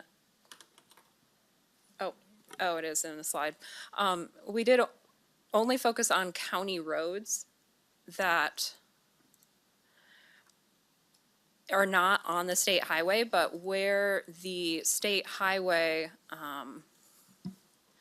does meet a county road at that intersection, we did do a buffer zone around that. So any sort of collision injury that happened within that intersection area is pulled into our plan and are shown on those maps. And yeah, of course, with pedestrians, you're right, there's really no impact, any speed of impact can cause a severe or fatal collision, which is why we pulled in this emphasis area, even though there's not necessarily as many collisions, probably because people are not walking or biking on our roads because they feel unsafe, but the severity of those collisions is very high. Yeah, and I agree, so your slide 10 here, does, reflect that, but your goals don't necessarily reflect that you're moving forward to do better in that area. And that's the point that I'm trying to make, is that, that it's not really called out. Understood. Thanks. Any other questions? I'd also add too that the supervisor's exactly right, that the measures that he mentioned, such as the flashing lights, are effective. And we include 2 types of those, pedestrian hybrid beacons and rectangular rapid flashing beacons as some of the countermeasures that we recommend for these locations on this profile. Great. Thank you. This is really, I think, helpful information to understand a road system, some of the challenges as well. It's so disappointing in particular to see, and this is not on the work, this is just on the truth that is kind of showing the number of DUIs we have in our community too. This is just a comment on it. I know it's a really great partner list compiled here for the transportation side, but on the education and behavior change of how do we stop that person from getting into a car intoxicated, and because this is just the ones we're able to basically catch with it. If there's some way to include other stakeholder partners in that, I don't know what the countermeasure, I think I saw educational campaigns, but to ensure that if there's something that we can do, I'd love to be able to see options for that. Obviously, that is going to lead to very severe traffic incidents, fatalities. We've had a number in line with Supervisor Goldenberg's concern. There was a young woman between our districts that was killed on the side of the road. That's something that, it's not at a unsignaled intersection, but in a lot of areas, even where maybe right now we can't do the shoulder or sidewalk quite yet, if there was some way to do a modest improvement, that would be really fantastic to be able to see in this. And I know this is helping to prepare us for future grants to be able to do a lot of this work.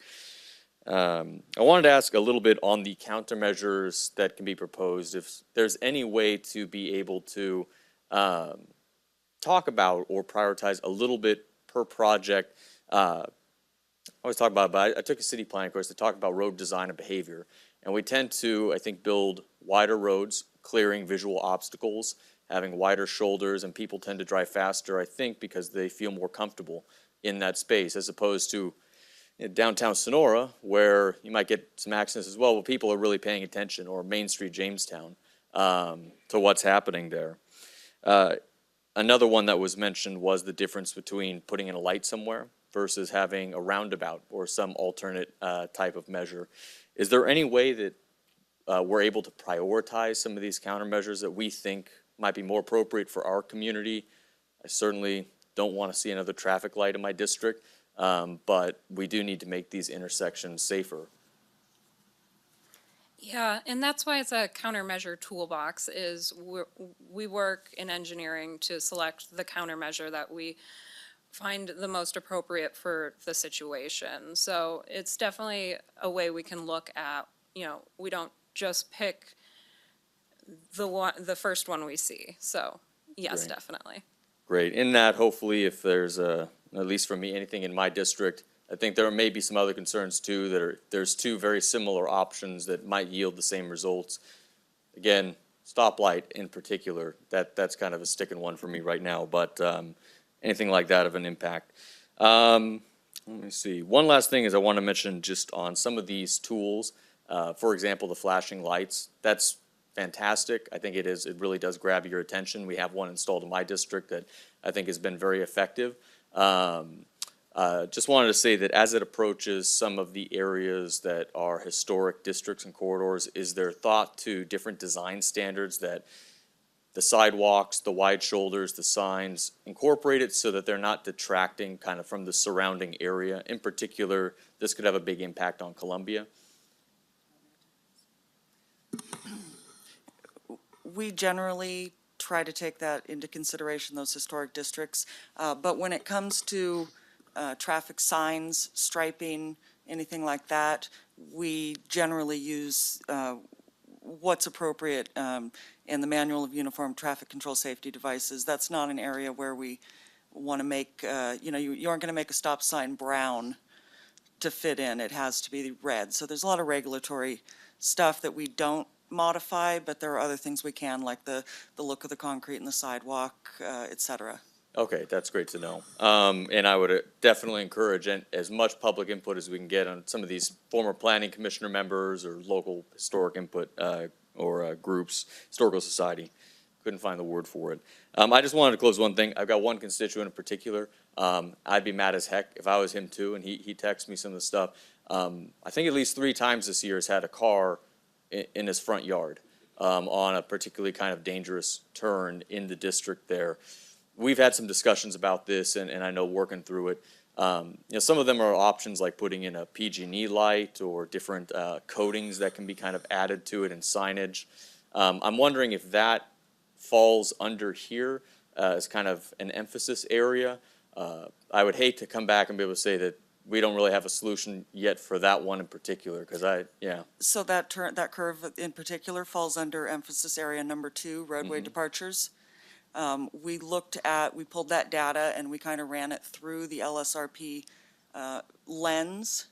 The majority of the collisions are during the day, so a light would not be appropriate. However, most of them are when the roadway is wet, so a high friction surface treatment is what we think would be the most appropriate treatment for that, and we'll be including that curve in our next grant application package. That's great. I'm really happy to hear that. And thank you for all your hard work on this and to our consultant partners. Supervisor Haff. Hi, yes, thank you for the presentation. And I just have one question. It's kind of a general question. And that is, what kind of funding is there available to reduce our safety emphasis areas and employ the countermeasures that are mentioned in here that are recommended? Is it regular funding, or do we have to apply for grants, or what? How do we, you've addressed it, but how do we pay for these things so we can actually make some improvements?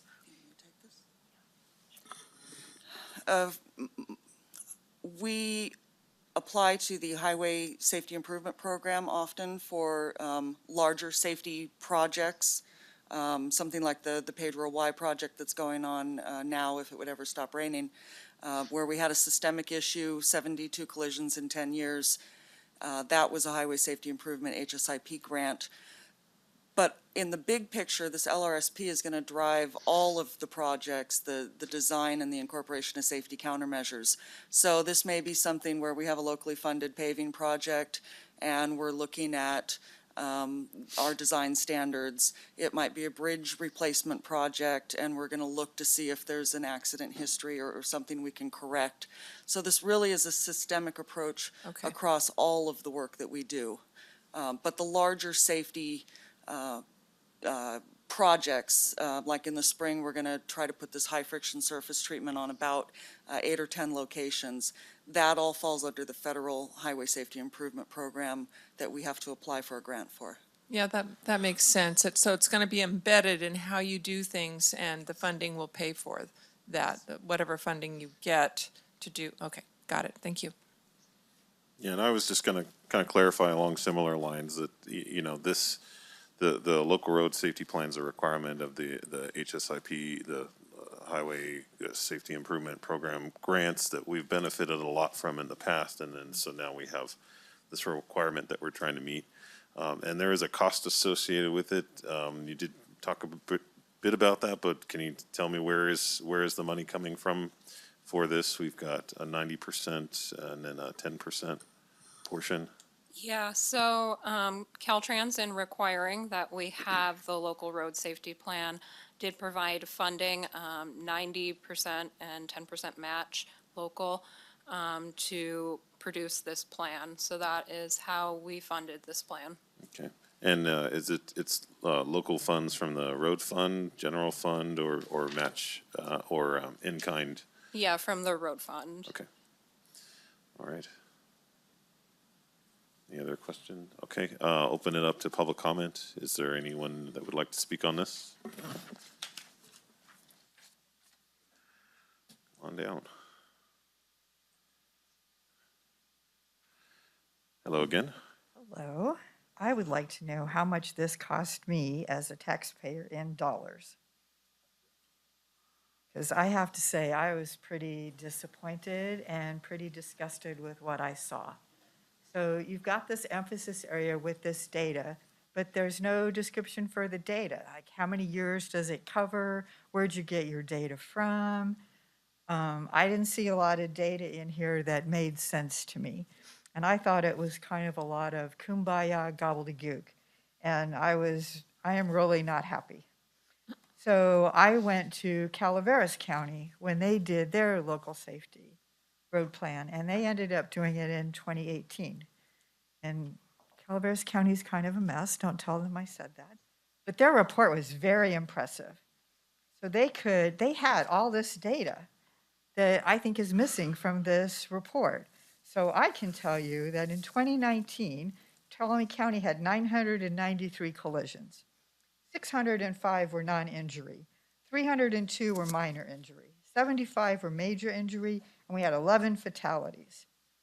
We had 66 DUIs. I can tell you in Sonora, in 2017, our total fatal and injury collisions were 48. Alcohol-related were 7. Pedestrians were 10. Bicyclists were 2. Speed-related were 10. Hit and run were 5. Nighttime was 1. DUI arrests were 51. That's the kind of data I want to see, is what is happening in our county. Not this bullshit crap, excuse me, to our listening audience. And I don't have access to all the data. There's some traffic data that you need a special email and a code, and I don't have that. But there's plenty of data on Caltrans, the OTS, so I could find several things. So why that isn't in this report, I don't know. But Calaveras went into a great deal of detail. So they could tell me they had 124 total collisions. Their top collision type, they had 79 that were hit an object and left the roadway. Their top violation was they had 51 improper turning. Then they located their, which I guess we're going to do since this is so high level, high crash concentration corridors and intersections. So one of the examples they gave was State Route 4 between Copperopolis and Angels Camp, the wagon trail. So they had a crash history right in their report. They had 5 fatalities, 9 severe injuries, 15 with injuries that were visible, 24 with injuries that were pain. They had 71 with property damage. They looked at segments based on the crash rate and analysis of their crash costs. They found out, they gave a prioritized list of safety projects. They looked at safety improvements, so they talked about whether they could add or upgrade a guardrail, the high-friction surface treatment, improving roadway signage, restriping and using reflective pavement markers, adding some rumble strips. That's the kind of stuff I was looking for, and I didn't see this. I could have done this. Thank you. The entire report is available electronically on the county website, on the transportation and traffic page. The presentation that you saw today was just an overview of that data. Yeah, and I was going to kind of mention that I know when we had talked about this earlier that some of those specifics were covered. Something like just pulling one of those items out is, for example, striking an object and that causing a car to leave the roadway. We do have statistics on that. Don't, because I know I've seen them before. So can you just kind of give an overview of why we included what we did in this presentation versus what's in the report?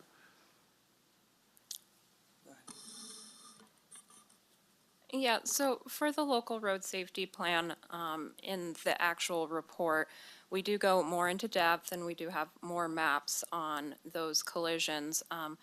With this report, because we're using it as a tool for applying for grant funding, we really wanted to keep it pretty high level so that we could apply these countermeasures across different locations. And really, a lot of this is based on our engineering review of these different locations. We do have access to all that data, including, the collision type and severity, preceding movement, all of that. Engineering department does have ability to get a hold of that for many different locations, and we review that as part of our grant program. So when we're looking at this report, which will be in place for about 5 years, we want to keep it a little high level so that we can sort of go with what we see the problems are going forward. So the full report's not in the board agenda. As we complete a finalized agenda, could we include a link to the full report as well? I believe there is a link in your board memo to the full report. In the memo? In the memo, it's second paragraph of the memo. There we go. Okay, so there is a link to it in the board memo. Okay. I just have one question I didn't ask earlier. As far as the DUI, is there a breakdown of the DUIs or probably in that link, or is it just DUIs overall?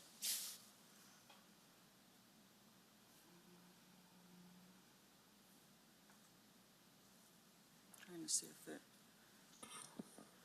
we're looking just a sec. So, I guess to clarify, are you talking about DUI collisions or just DUIs? Just DUI in general, and we don't have to spend much time on this. I'm just Yeah. curious if they know if it's alcohol, if there's Oh, no, opiate use, if there's. I don't believe that is broken down in Okay, this. thank you. That's it. Everybody else all saw the question, so that was all. Thank you. And with that being said, I'll make a motion if So we're ready for let that. me make sure and close out public comment first. Is there any other public comment? Any hands raised? Okay, so I'll close public comment, bring it back to the board for a motion. All right, I will make a motion to move on staff recommendation. Push the wrong button here. For the local road safety plan. I'll second that. Okay, we have a motion by Supervisor Kirk, second by Supervisor Heff. All those in favor, please say aye. Aye. Any opposed? Okay, motion passes 5-0. Thank you very much. Okay, so let's keep going if we can. We have an 11 a.m. appointment. Tracy, would you read that for us?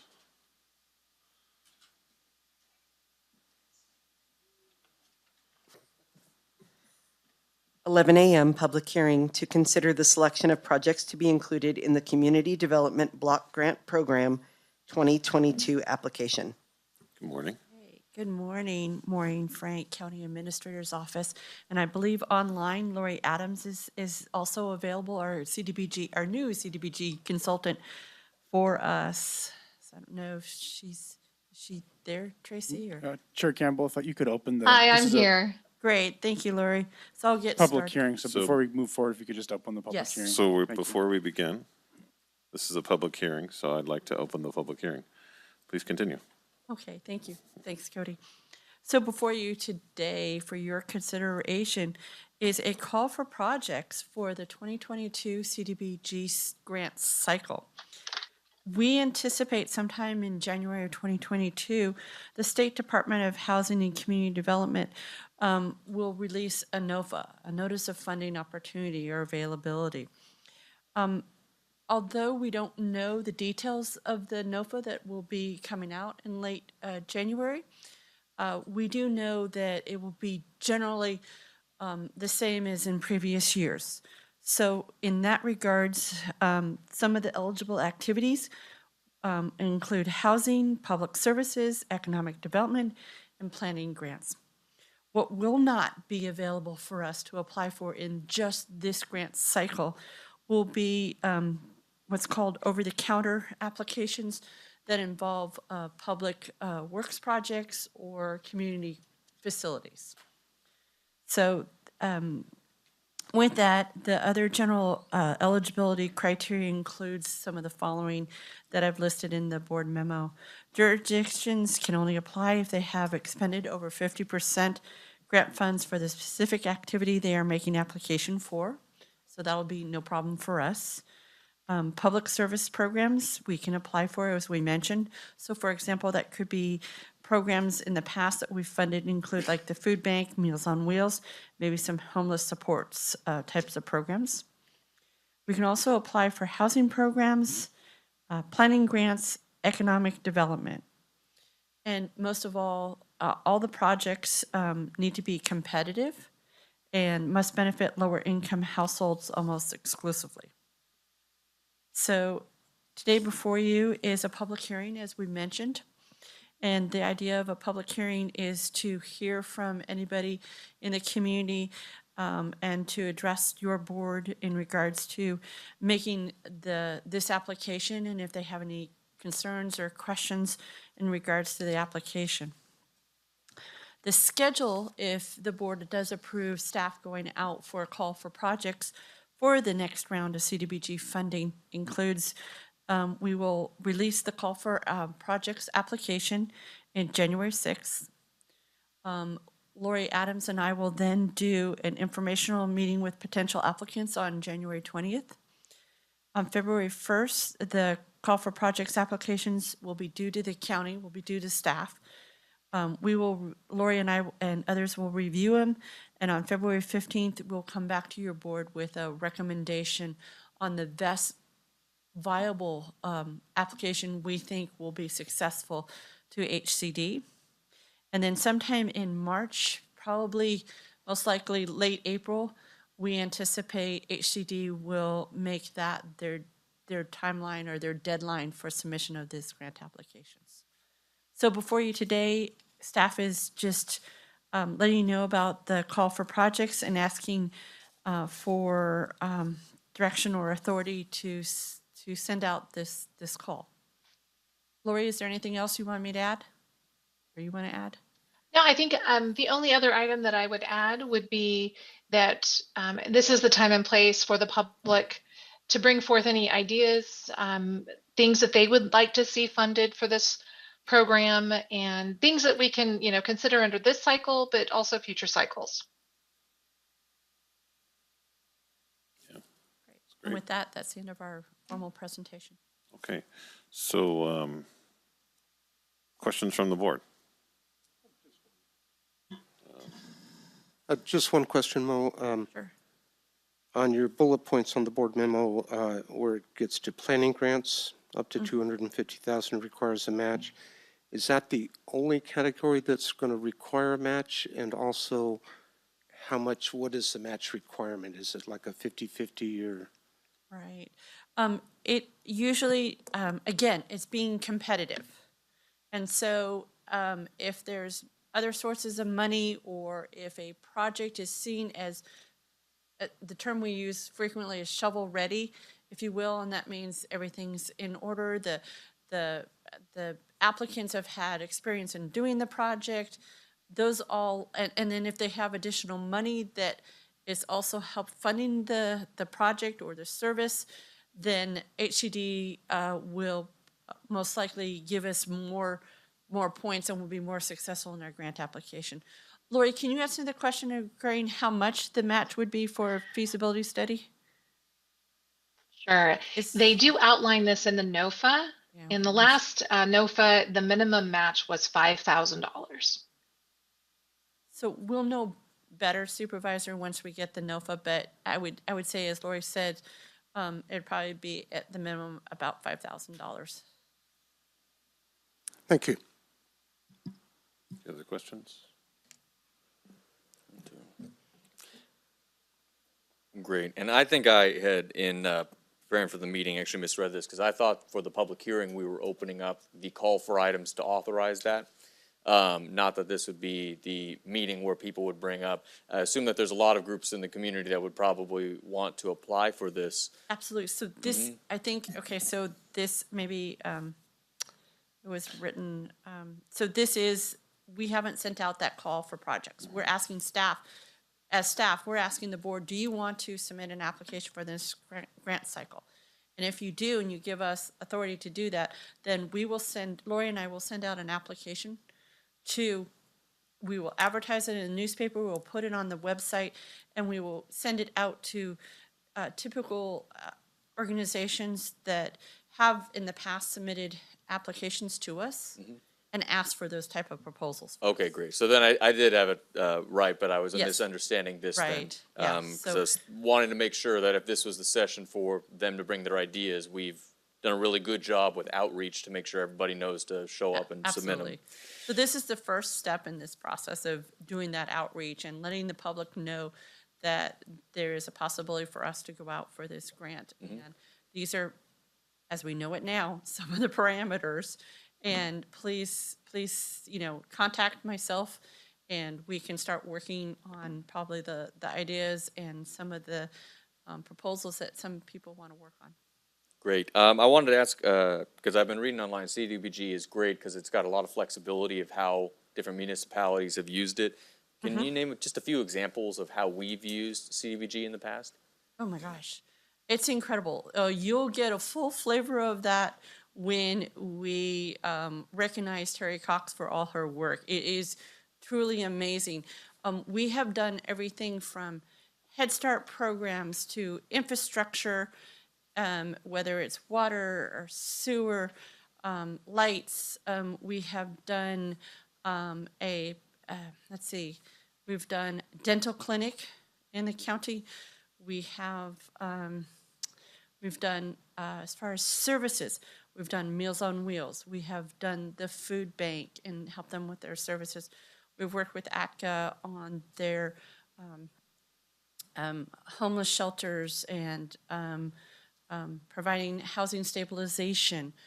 I'm trying to think of other things. I mean, that's the big, that's kind of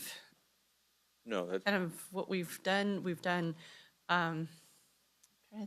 those are kind of some of the big things. That's great. That's what I was looking for. Yeah. Just wanted, that it is, so we have used it for services and investments Right. and utilities, a number of. Oh, absolutely. Yeah. And we've done planning grants. So locally. for example, back in the early 2000s, we did 2 studies in the Tuolumne area. We looked at alleyways and streets, and we looked at kind of community development as far as looking at the core downtown area and how could we look at providing better economic development in that area.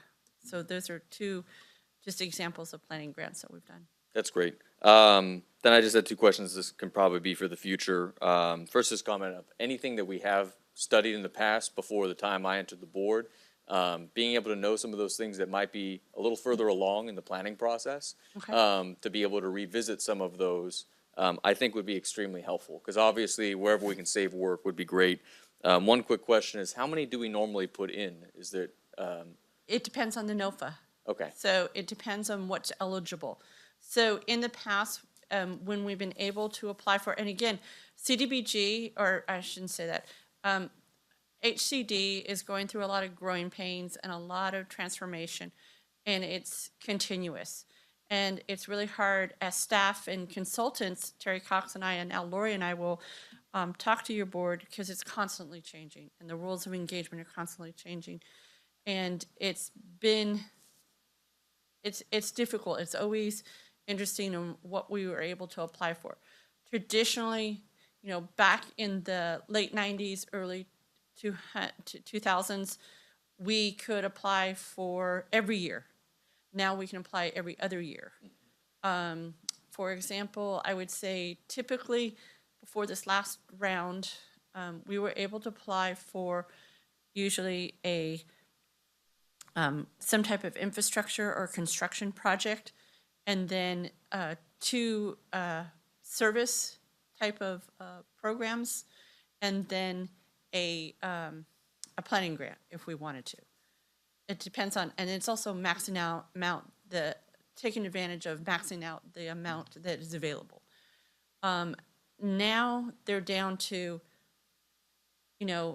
all of public works and construction projects are now over the counter. And so this year they're not available.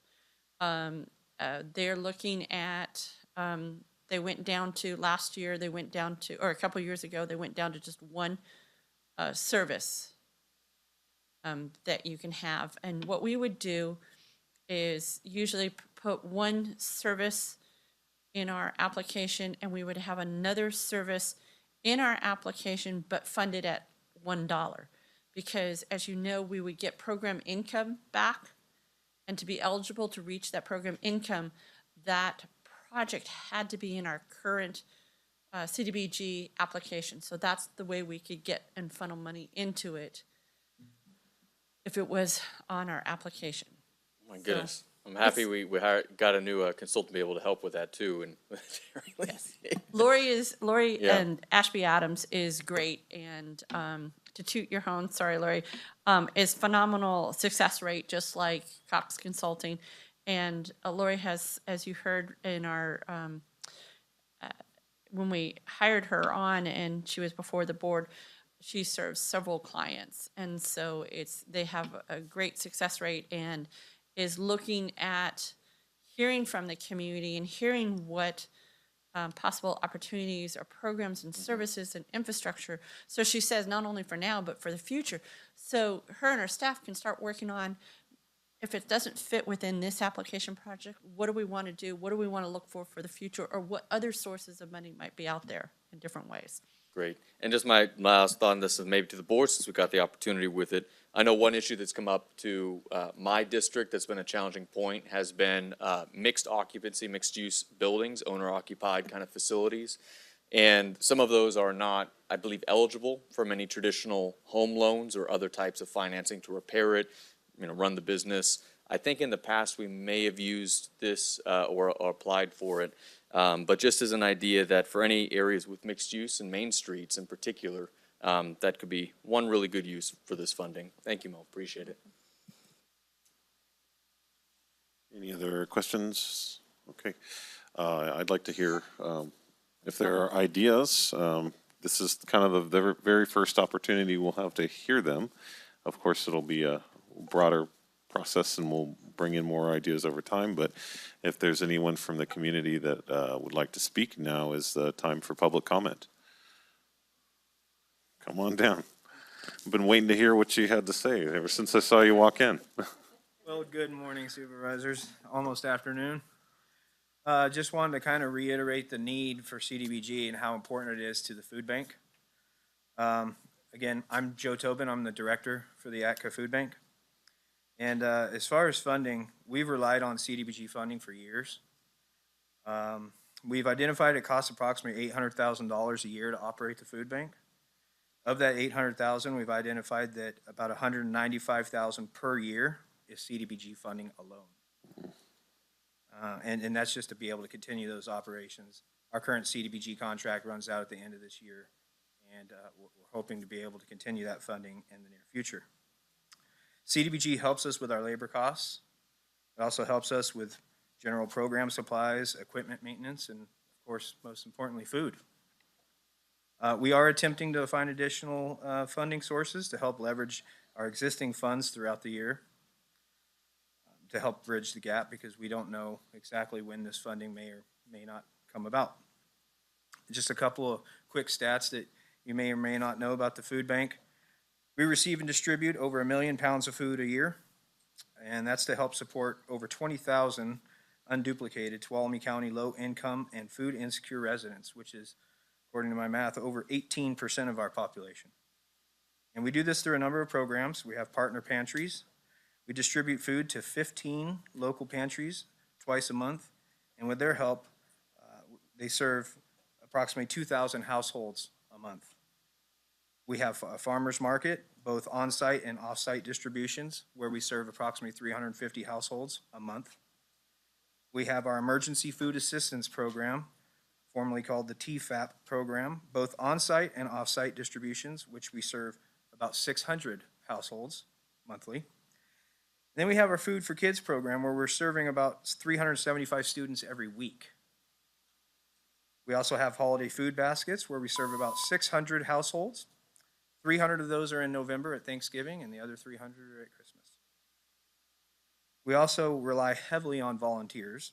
And in 2020, we had approximately 540 volunteers that donated over 8,000 hours of their time, which is an estimated in-kind value of over $120,000. So CDBG helps us fund each and every one of these programs. It is very beneficial to the food bank and to our community to be considered for these funds once the NOFA is released. Thanks. Thank you very much, Joe. Any questions for Joe? No questions, other than I hope you're, I guess it is a question. I hope you're applying for the grant program as well. Absolutely. Yeah, okay. That's why he's front row center. He knows the CDBG. Yeah. Oh, yeah. Yeah, that's a separate issue, but we can. I'm just making sure you're applying for that one as well. Yeah. The community grant. Thank you for your time. Thank you. Any other public comment? Last I heard, we did have a hand raised on Zoom. So if we give that person an opportunity to speak, now would be it.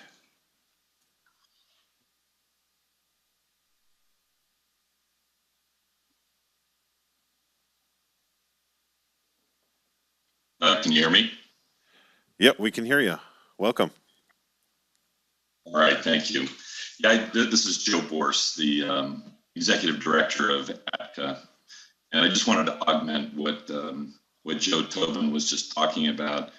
CDBG has been tremendously important to us in the operation of the Tuolumne County Food Bank for many years. And we recognize that with the timeline of proposals associated with this NOFA, that we won't have funding for quite a few months in the beginning of 2022.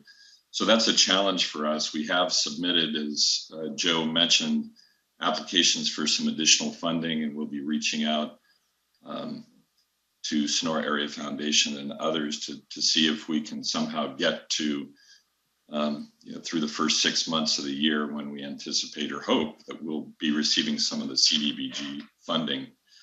So I just wanted to highlight again how important the CDBG funding is to ATCA. We have been very fortunate in the last year and a half to receive a lot of funding for additional food, of which the demand has been increasing 20 to 30% since the start of COVID. We've been able to support that. Most of the additional funding we've gotten, if not food, was all for assets, getting a new refrigerator truck that was required, or we wouldn't be able to move any of this food. That was really, really important. But what we didn't get was funding for our operations, our labor support. And so that's predominantly where the CDBG money goes. And so I just want to let you know we're going to be putting in a proposal as soon as we get the opportunity to do that. Thank you very much. Thank you, Joe. Okay, if there's no other public comment, I will bring it back to the board and close the public hearing and look for a motion. Make a motion to, move on staff recommendation, consider the selection of projects to be included, Community Development Block Grant Program 2022 application. I'll second that. Okay, thank you. Motion by Supervisor Goldenberg, second by Supervisor Heff. All those in favor, please say aye. Aye. Any opposed? All right, your motion passes. Thank you very much. Thank you. And let's go ahead and start getting the word out. Great. Thank you.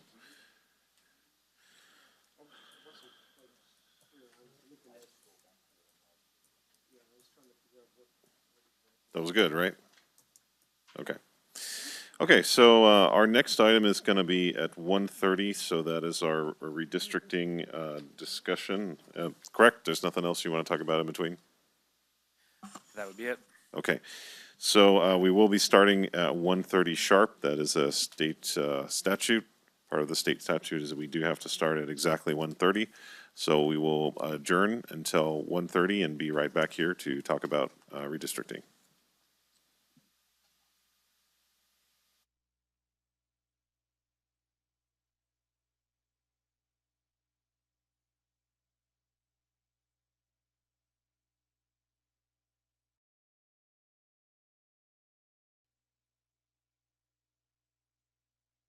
Off. Okay, welcome back everyone to this meeting of the Tuolumne County Board of Supervisors for December 14th. We have a 1:30 appointment, and so I'll look to our stand-in board clerk to read our 1:30 appointment. Or I guess officially, I don't know. Executive clerk. 1:30 p.m. Public hearing on the 2021 redistricting process to redraw the Tuolumne County Supervisorial District map, review redistricting criteria, receive and consider input regarding draft map proposals, and adoption of a resolution 12521 selecting a final map of supervisorial districts. Okay, thank you very much. So I will open the public hearing. Welcome. And turn it over to our Registrar of Voters. Hi, my name is Debbie Batista, and we are the redistricting team that has worked on this project. It feels like years, but it's really only months, and we're down to the last public hearing and hopefully the adoption of the final map. So as we've said in the past, or let me tell the team, Chris Schmidt from County Council, Madeline Admin, I want to put a D there, from GIS, and Sam, and I forgot his last name again, from GIS. So every 10 years, the census comes out and we are supposed to reallocate the population, again, not the voters, but the population in the supervisorial district so that we kind of even out the people that you, the supervisors, report to and are part of your district. So the 10 years are here. This year has definitely been 2020 has definitely been unique, and that because of COVID and the state or the federal government releasing the census late, and then the state government wanted to make sure that they reallocated all of the prisoners in their home districts and not count them, that's what happened in 2010. We did not count any of the prisoners that were at Sierra Conservation Center. So they wanted them to be counted, but in their home district. That took time. And so the whole process has been behind, and we are required, or you're required, to adopt a map by December 15th, which is tomorrow. So we've gone through and had 3 other public meetings. One was at night, at 6 o'clock at night. The other ones were normal board meetings at 1:30. We just received a new map that we're going to kind of talk about. It came in this weekend, and we also received another email from the public. Both of these, we don't think that the board wants to, or we're recommending to the board that you don't take either one of these in total and start changing the map. The first one for the email, the person believed that we should combine all of the area of Columbia and all of the area of the city of Sonora into one district. I explained to her that redistricting was to reallocate the population, and this was just the opposite of that, that we would be adding more than 2,700 people to District 1 if we did that. And then she went, oh, okay, so we received that comment, we answered that comment, but technically that would put the deviation well over the 10%, so we're recommending you don't engage in or think about doing what she would like you to do. The map was a very good map when it comes to population. If you can look, it's on up there. It shows the different population. It's well within the population.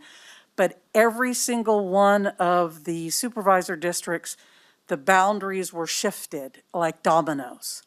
And so we feel that we included a lot of what this person was suggesting we should do. We didn't do all of it because we didn't move all of the boundary lines like this map shows. The other thing with this map is that Brentwood is now still in 2 districts, or Brentwood Park is still in 2 districts instead of 1 district. And there's a little areas where in the map that the staff is recommending, the communities of interest stay together. And in here, there's a few little areas where it's broken up a tad, not a whole lot.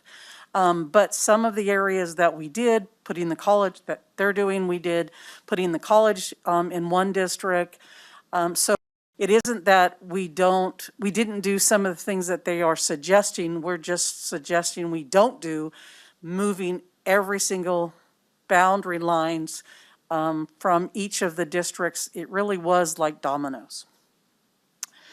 So what you had last week map is what staff is recommending, except for that one little change in the District 5, where we shifted a little bit from the Pedro Y into District 5 from District 1. If we look at the deviations, we're still well under the 10%. We did grow a little bit. It's a little over 8% because the shift was from District 1 to District 5. And again, District 5 is the largest area in population, and we just added to it. But we're still we're at 8.06, so we're still well within the 10%. So what we are recommending is that you, the board, adopt the final map that was presented last week with a little bit of change, and take in some more public information or public input.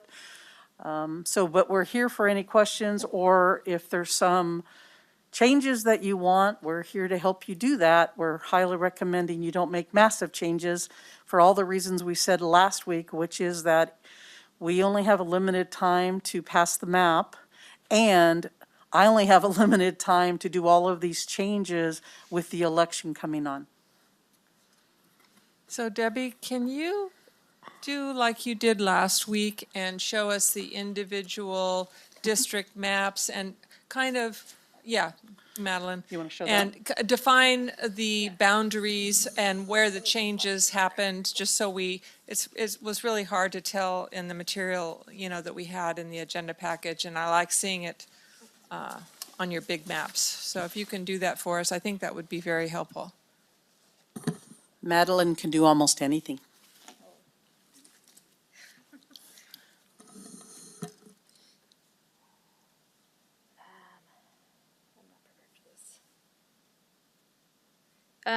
Yeah, I actually don't have the slides on this PowerPoint, so let me exit this one. Just give me a moment. Bear with me. Really, the only one change from last time was the one that we discussed over in the Columbia area between District 1 and District 5.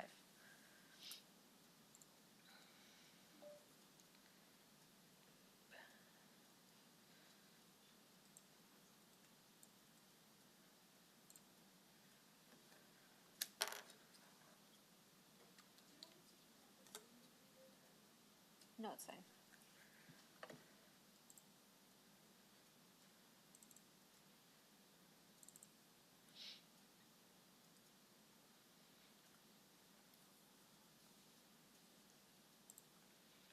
Okay, so these are just the slides that we went over last time. And again, this is almost identical to the map that we presented last time.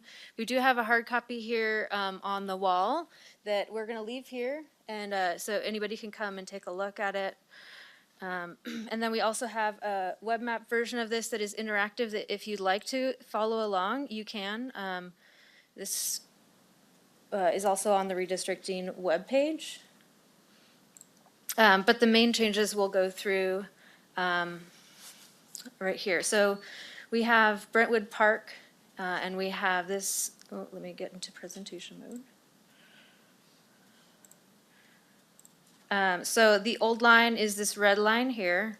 The new line is now this bright green line.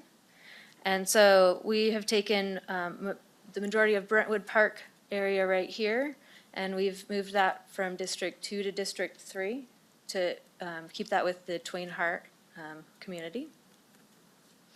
And about 416 people live in that area. We've incorporated the Ridgewood change, so the Ridgewood subdivision is right within this area and extends into part of District 2 here. And there is a homeowners association there, and we feel it's best if they're all represented by one supervisor. So we took the line here, this very straight line, and we've moved that over here to, I believe, Phoenix Lake Road. And so that way, this whole population of about 183 people are now all within District 2. Up here, also in a similar area, we took a little section of Silver Dawn Road and Phoenix Lake Road and moved that from District 4 to District 1. I know there was a desire to move that line down even further. The problem is this is all one census block here, and it's 400 and some people, and so moving that line down all the way to the highway was an option, but it required shifting a lot of other stuff to make it work. So that's why we ended up with just a little section here, moving to District 1. Okay, and then in the Columbia area, so up here, we took the line from, the red line here was the old line, and it went right in through the college. And we've taken that line out to Sawmill Flat Road, and so it does follow the road all the way out to here. Instead, about 186 people there, mostly college dorms. And then Racetrack Road. So we've got a couple changes here. The old line split this racetrack estate subdivision kind of into two different districts, and it was kind of a weird line. And so we wanted to keep that subdivision area all in one district, so we took that line out to Jamestown Road and Racetrack Road here. And then another change in this area was just due to the city annexation of the Dragoon Gulch area, and so we had to move that out to keep the city limits all within one district. And then just some minor changes here that we made just to help equalize population distribution. We took this little section from Black Oak Road out here and moved that into District 3. There's a little section of Yosemite Road down here that we've moved just about 18 people from District 4 to District 3. So the old line was this straight line right here and then down. And then we've got LaGrange Road. This is the last change we'll highlight here. Oh, I actually have one more I can show actually at the very end. But LaGrange Road right here, it was the old line, all the way down to the county line. And this was just for population distribution again. We just moved it along the railroad here instead. And that just helped give a little more people to District 4. And then the last option is, and I don't have a good slide for this, but we took the suggestion here to take this section of Highway 49. This is the Pedro Y right here. And so we just carried this down all the way to Highway 49 and moved the district line, moved these people up into District 5. That was 43 people. I think it was 37 people. This one up here was 43. Okay. And so those are the changes, and they're all fairly minor changes from the 2011 version. But I think what Kathleen wants to see is each one of their. Each district? Each district. Don't we have that? I thought you did. I do, but not in a presentation, but I can absolutely show each district. Sure. Kathleen, isn't that what you want? You want to see each one of the districts. I thought last week we had those maps. Each one of the districts, just so they could kind of see their boundaries versus looking at it like that. Is what she showed what you were looking for, or did? I just wanted to see the changes in the Yes. Okay, great. That's thanks. what that's what I had interpreted too.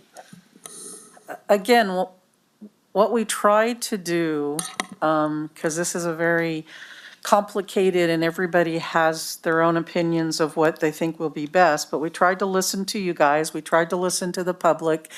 We tried to look at from a reasonable standpoint, what sounded logical to do. So our biggest point we tried to keep is try and get some communities of interest like Brentwood Park, Ridgewood, that were split and put them into one district so that they had one supervisor that they could contact and have stronger support if they needed to. We also heard, we think, from most of you that you didn't want a whole lot of changes. You didn't want to shift everything around and, take the city of Sonora out of District 1 and give it to District 2, or take, Jamestown and give it to District 4, or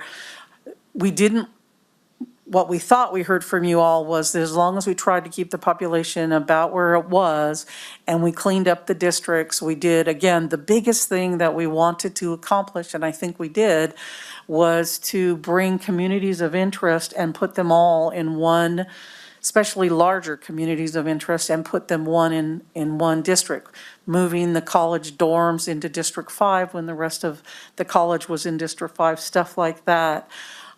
So that was our kind of main goal, and I hope that you think we achieved that. Any other questions? No? Okay. Oh, sorry. Just a couple of quick comments. Well, I'm intrigued by the late submission of my having Sonora and Columbia together. I know that that's not realistic, right? No. And I get that. And I just wanted to express that the college is huge in our community. It does belong all in one district. I've taken quite a number of courses there. I taught at the college for a number of years. But really, more than anything else, I just wanted to express that I appreciate all of the efforts that, you put into this, Debbie, that Madeline and Sam did, and I know that Chris was involved, and I appreciate, all that, because it's not an easy process. And I just, I also welcome, that there was, public participation. There should be, and I'm glad to see that there was. And, but I think this is overall working out very balanced, and it cleaned up, some, problem areas that really deserve to be cleaned up. So thank you for all the efforts. Ditto. Yep. Thanks. Okay, so this is a public hearing. Is there any public comment on these maps? Any hands raised on Zoom? That's so interesting. Okay, if there's no public comment, I will close the public hearing and bring it back to the board. I'm ready to make a motion. Okay, I move that we approve the public hearing on the 2021 redistricting process to redraw the Tuolumne County Supervisorial District map. And all the other input, and adopt a resolution, 125-21, selecting the final map for the districts. And I second.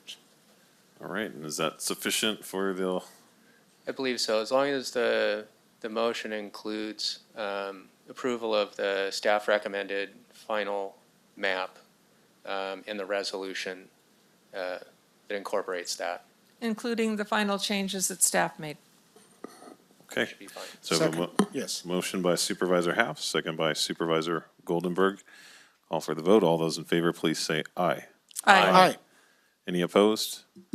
Okay, motion passes 5-0. Good work, and really thank you for all the hard work. I mean, with 53,000 residents, there's 53,000 ways we could have done this, and I think you found a good one, so. Thank you. Okay.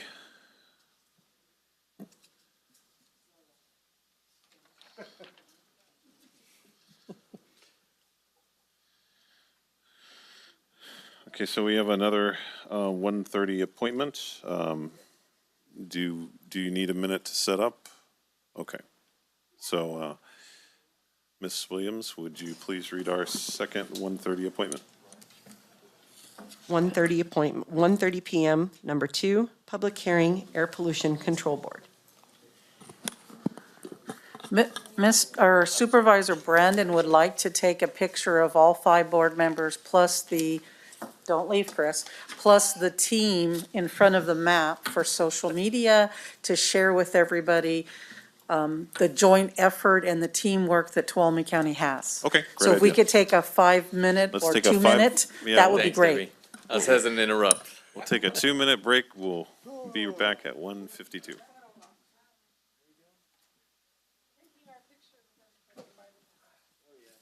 That's for you, and that's for you and Kathy.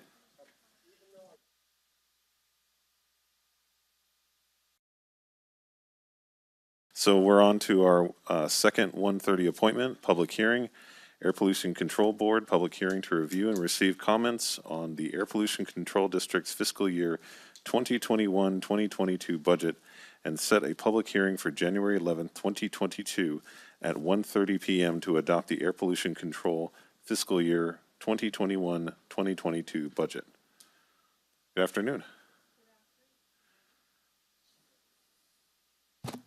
Okay, now I am. Good afternoon, Chairman Campbell, members of the board. I am Kelly Schroeder, your Tuolumne County Air Pollution Control Officer. I apologize for interrupting, but Chair, if you could open the public hearing. So in addition, we will now open the public hearing. Thank you.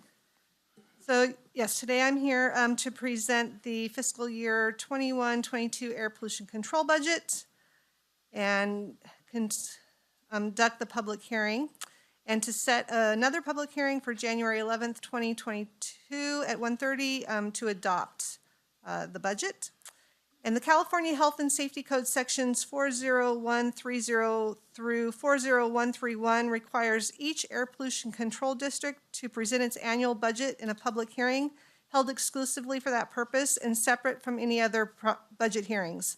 The air pollution control budget was formally adopted in the county budget process on September 21st, 2021.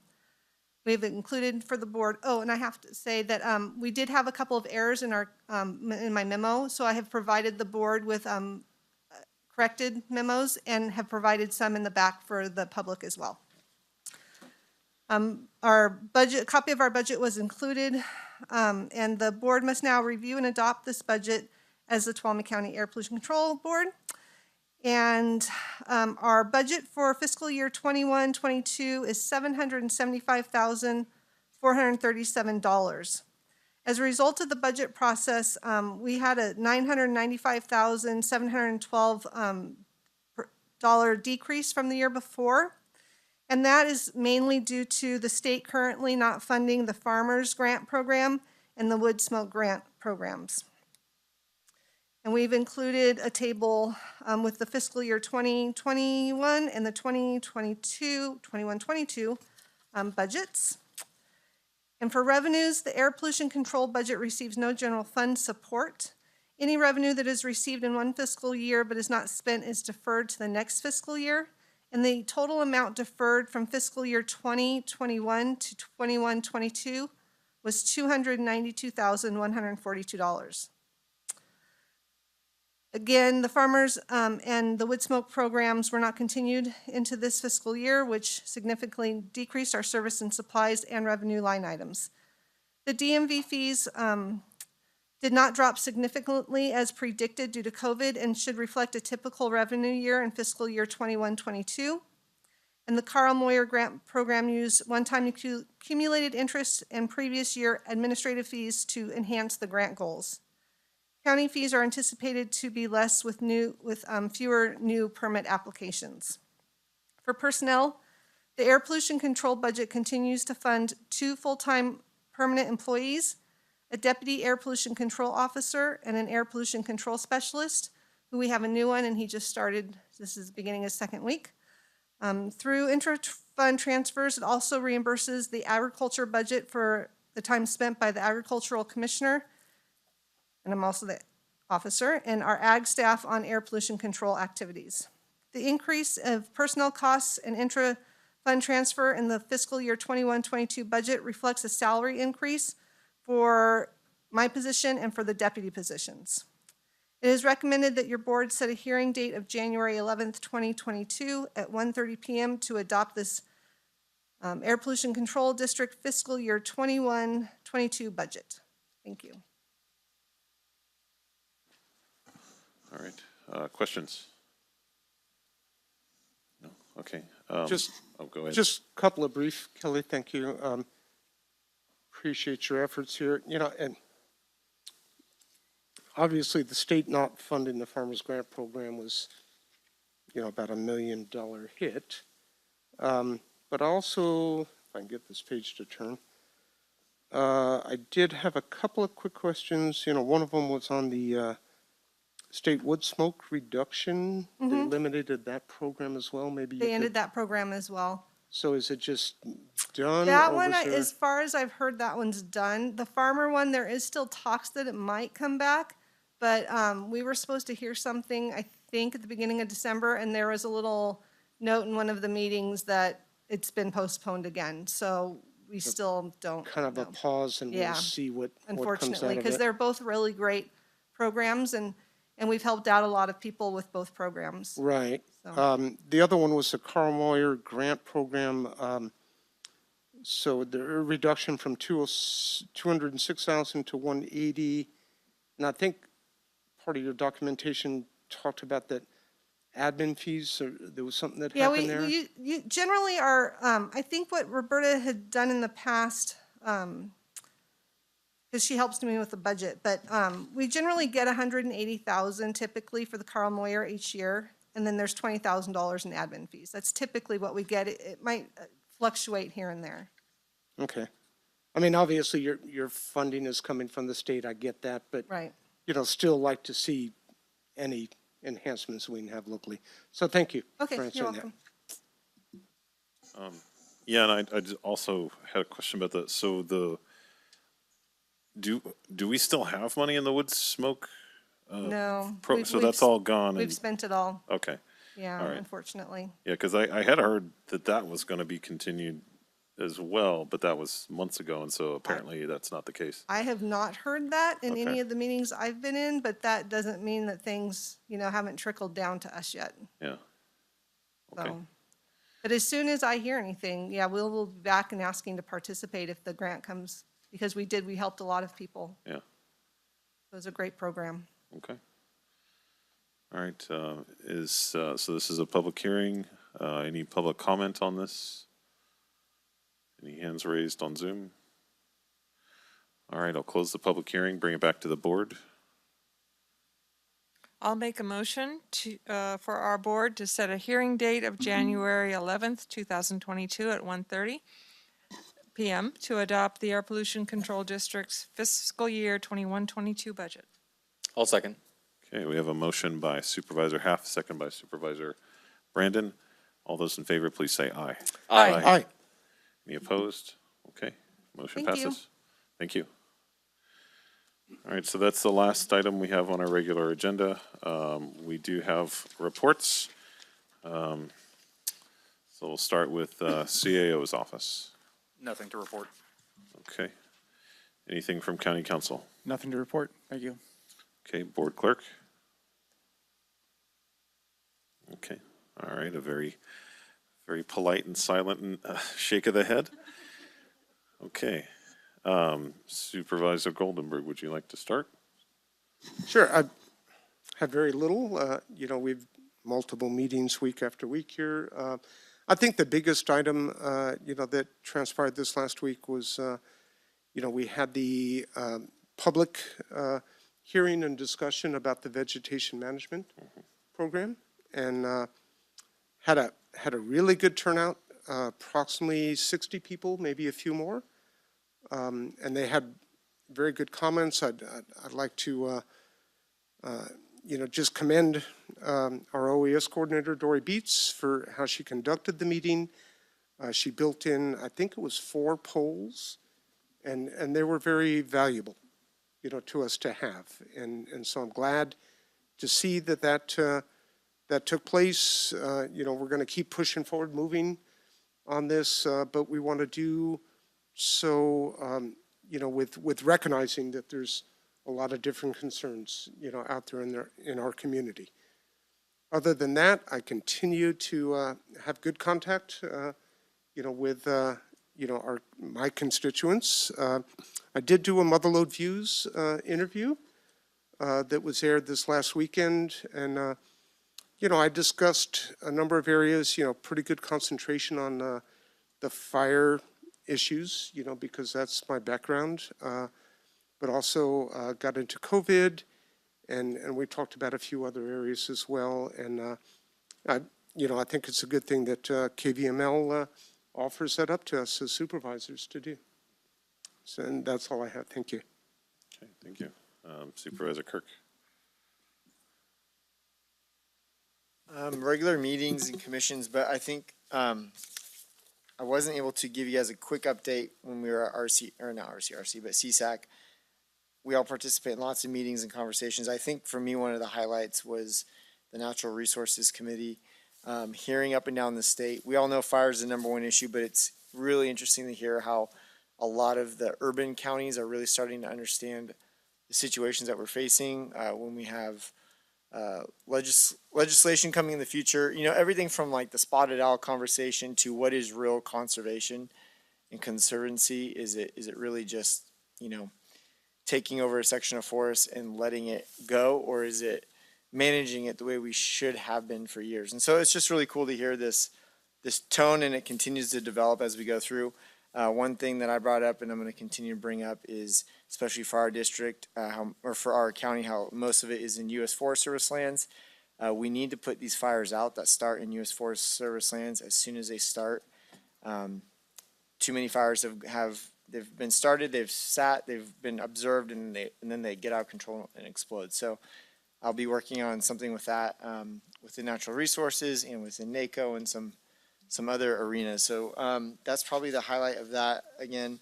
And also, I did miss the Natural Resources Committee meeting last week. Thank you, David, for covering me. I had a family emergency that came up, but there will be something coming from that committee regarding BLM. They're requesting input on how they can reduce wildfires within our community. So there's going to be some suggestions coming to the board about how we can advocate to BLM to make their lands more safe for our community. So there'll be more coming on that. Other than that, that's it. And I'll just touch on the BLM aspect briefly. Thanks, Anaya, for bringing that up.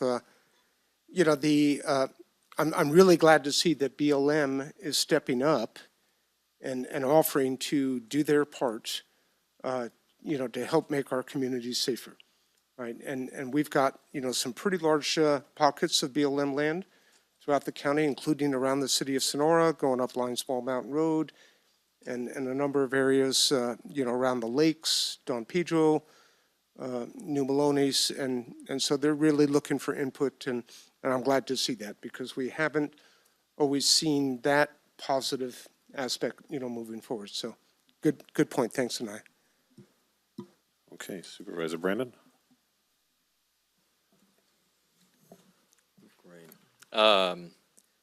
Alternated in for the Transportation Council, won't cover the business, but it was really nice to be able to be there. Some really good stuff happening. Had a meeting with a local nonprofit, The Refuge. It was very great to tour a lot of what they offer, is trying to provide affordable housing for people that are low to high needs populations. There were some folks that were Camp Hope, people that needed, move. There were people trying to get off drugs, and detoxing and going from that. And to see just what was really a couple that had an inspiring story build that themselves. A lot of it's privately funded. It was really nice. We got a lot of great people, as we saw with Kathy earlier today, really working hard on this. We had a really good TCO meeting as well, had a meeting with the DA, discussing about just potential ways for diversionary programs or expungement programs and some of the other barriers that prevent people from being able to re-enter to get a place to live or the job market, once the time's done, once, the consequences are over there, and resource needs for that. Really great affordable housing meeting, continuing the follow-up on the partnership ecosystem of how to be able to get some of these to go. I also had a really great time and saw Supervisor Kirk out there. I didn't manage to sneak over to say hi, but at Los Posadas in Colombia, beautiful, procession, beautiful, a lot of music. We had mirth and glee there. They do the caroling. We had all the kids dressed up as angels, and doing a lot of carols as well. And then some pretty funny acting as well, and with a nice message for the season. So I really appreciated all the people, and a lot of effort went into that. There was probably at least 30 people organizing or participating or acting in all of that was happening. Other than that, looking forward to Christmas and the holiday season. I know we still got one more meeting, but I think it's been a really good year. Great. All right, Supervisor Half. Yeah, I just have two things, but they might take just a little talking about. The first one is a reminder of the Board of Forestry new draft. The final draft is out for a rulemaking comment period, which will start on January 3rd. And it will go for 15 days only. I know there was a lot of talk about asking them to extend the comment period. I think they made the comment period as short as they possibly could legally. People who want to comment don't go there until the 3rd, because if you try to make comments before January 3rd, they will not be accepted. And then the second thing, thank you to Supervisor Brandon for pinch hitting for TCTC. I'm glad you enjoyed it. Because I was at the RCRC 2-day meeting. Every year, whoever is the chair of RCRC holds a 2-day meeting in their county. Now, in 2020, Darren McDaniel was the chair, but because of COVID, they didn't hold one. So he had one at the end of the year, so it was the annual year-end meeting, plus, let's check out Merced County. And we did get a good bird's eye view of what they're doing there. They highlighted what innovative partnerships Merced County has, and we concentrated mostly on a tour of the Castle Air Force Base, which is about 90% repopulated, if you will, with different businesses, and it's a joint project between some of the cities, including the city of Merced and the county, but about 90% is reinvigorated, and I thought that was really cool. And we toured the Waymo autonomous vehicle industry there and had a nice presentation from them, saw them in action, and Waymo is more than just, they have Jaguars that they've outfitted. But they had some kind of a van, and they also are doing semi. They're planning for long-haul semi delivery from one point to maybe a distribution point. So that was more than I knew about. And then we also had a presentation by a company named TRC, which works with other businesses involved in autonomous vehicle technology. Both of these were really just so interesting. And they had a 255-acre test site there for all the different types of vehicles that they test. In the meeting, we chose new leadership for the coming years, and just so you know, Dan Miller from Nevada County, just down the way, will be RCRC's chair for 2022. And we also approved a 3-year strategic plan for RCRC. Now, I sent this strategic plan, the presentation, to our CAO, and I really, really liked the way it was organized and integrated. They had the goals and objectives and strategies and highlighted strategies. I think this is a format that we could follow when we come up with our strategic plan, and I'd at least like you guys to have your eyes on it. And if it's okay with County Council, because I'm mentioning it in my reports, maybe I can send it directly to you. I'll take point from County Council. That's my understanding, that I can send it out if I've talked about it so that they can all see it. Let me get back to you on that. Okay. All right. So if I can, I will, because I know we have that coming up sometime early in 2022. And I think that was it. Supervisor Half, that will be fine. Yeah. I can So I'll out. send it Okay. to you. Great, thank you very much. Looking forward to it. Speaking of looking forward to things, so we've talked on this board a number of times of building relationships with our other key stakeholders in our community. And I think at the very top of that list was the city of Sonora. And I'm really proud to be able to say that we do have a scheduled joint city-county meeting here in these board of supervisors chambers at 9 o'clock on Friday. And so we're going to discuss issues of joint interest between the city and the county, and just in general show our constituents that we know how to work together and to get things done that'll make things better for everyone. So really happy about that. That's something we've talked about several times, you know, and it was a challenge getting the scheduling to work out, and so I really have a lot of appreciation for the administrator's office, Tracy and Eric and Sarah with County Council, and then also Mary Rose with the city and Mayor Hawkins, all of us kind of getting together and making it happen. So looking forward to that. A couple of things, Supervisor Goldenberg spoke very well about the discussion regarding the vegetation ordinance, so I don't really have much to add there, but I'm very happy to see so many people involved, and I think it was a really positive response, and I think we got a lot of good input out of it that we're going to boil down and come back at the community with. The other thing, so a couple things I'd mentioned from TCTC was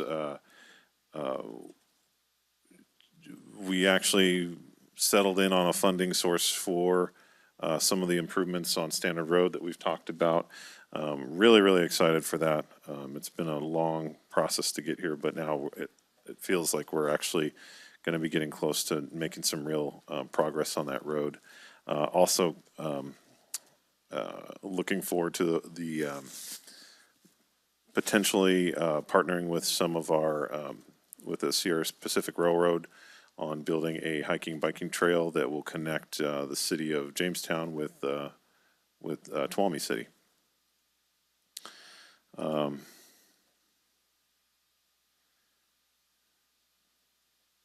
And then the last thing I'll mention, well, actually, there's two last things. Two last things. So the Central Sierra Economic Development Board met on Thursday.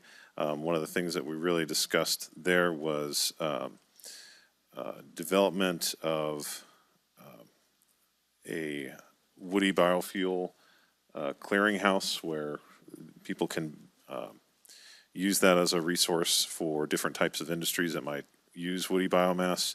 And then the other was related to how the Central Sierra Economic Development District is set up and whether that actually meets some of the newer state guidelines, which look for a lot more influence or it's in terms of membership from the business community itself. Almost everybody on the Central Sierra Economic Development District is either an elected or an economic development director, what have you, for a county. And so we're looking at ways of restructuring it to bring in actually more business voices. I also had a number of meetings with various groups about the special grants project, met with Lions, the Friends of the Library, talked to several other groups in the community, just trying to offer encouragement for that, for people to apply to that. So hopefully we'll get some good ideas out of that. And then blue zones. So I participated in a meeting about blue zones and what they mean for our county, and we've talked a lot about that here, so I won't go into too much more detail. And that's what I've been doing this past week. So thank you very much. With that, we'll go ahead and adjourn the meeting. Thank you, everyone, and have a good rest of your week and a very safe rest of your day. Please be safe on the roads and have a good evening.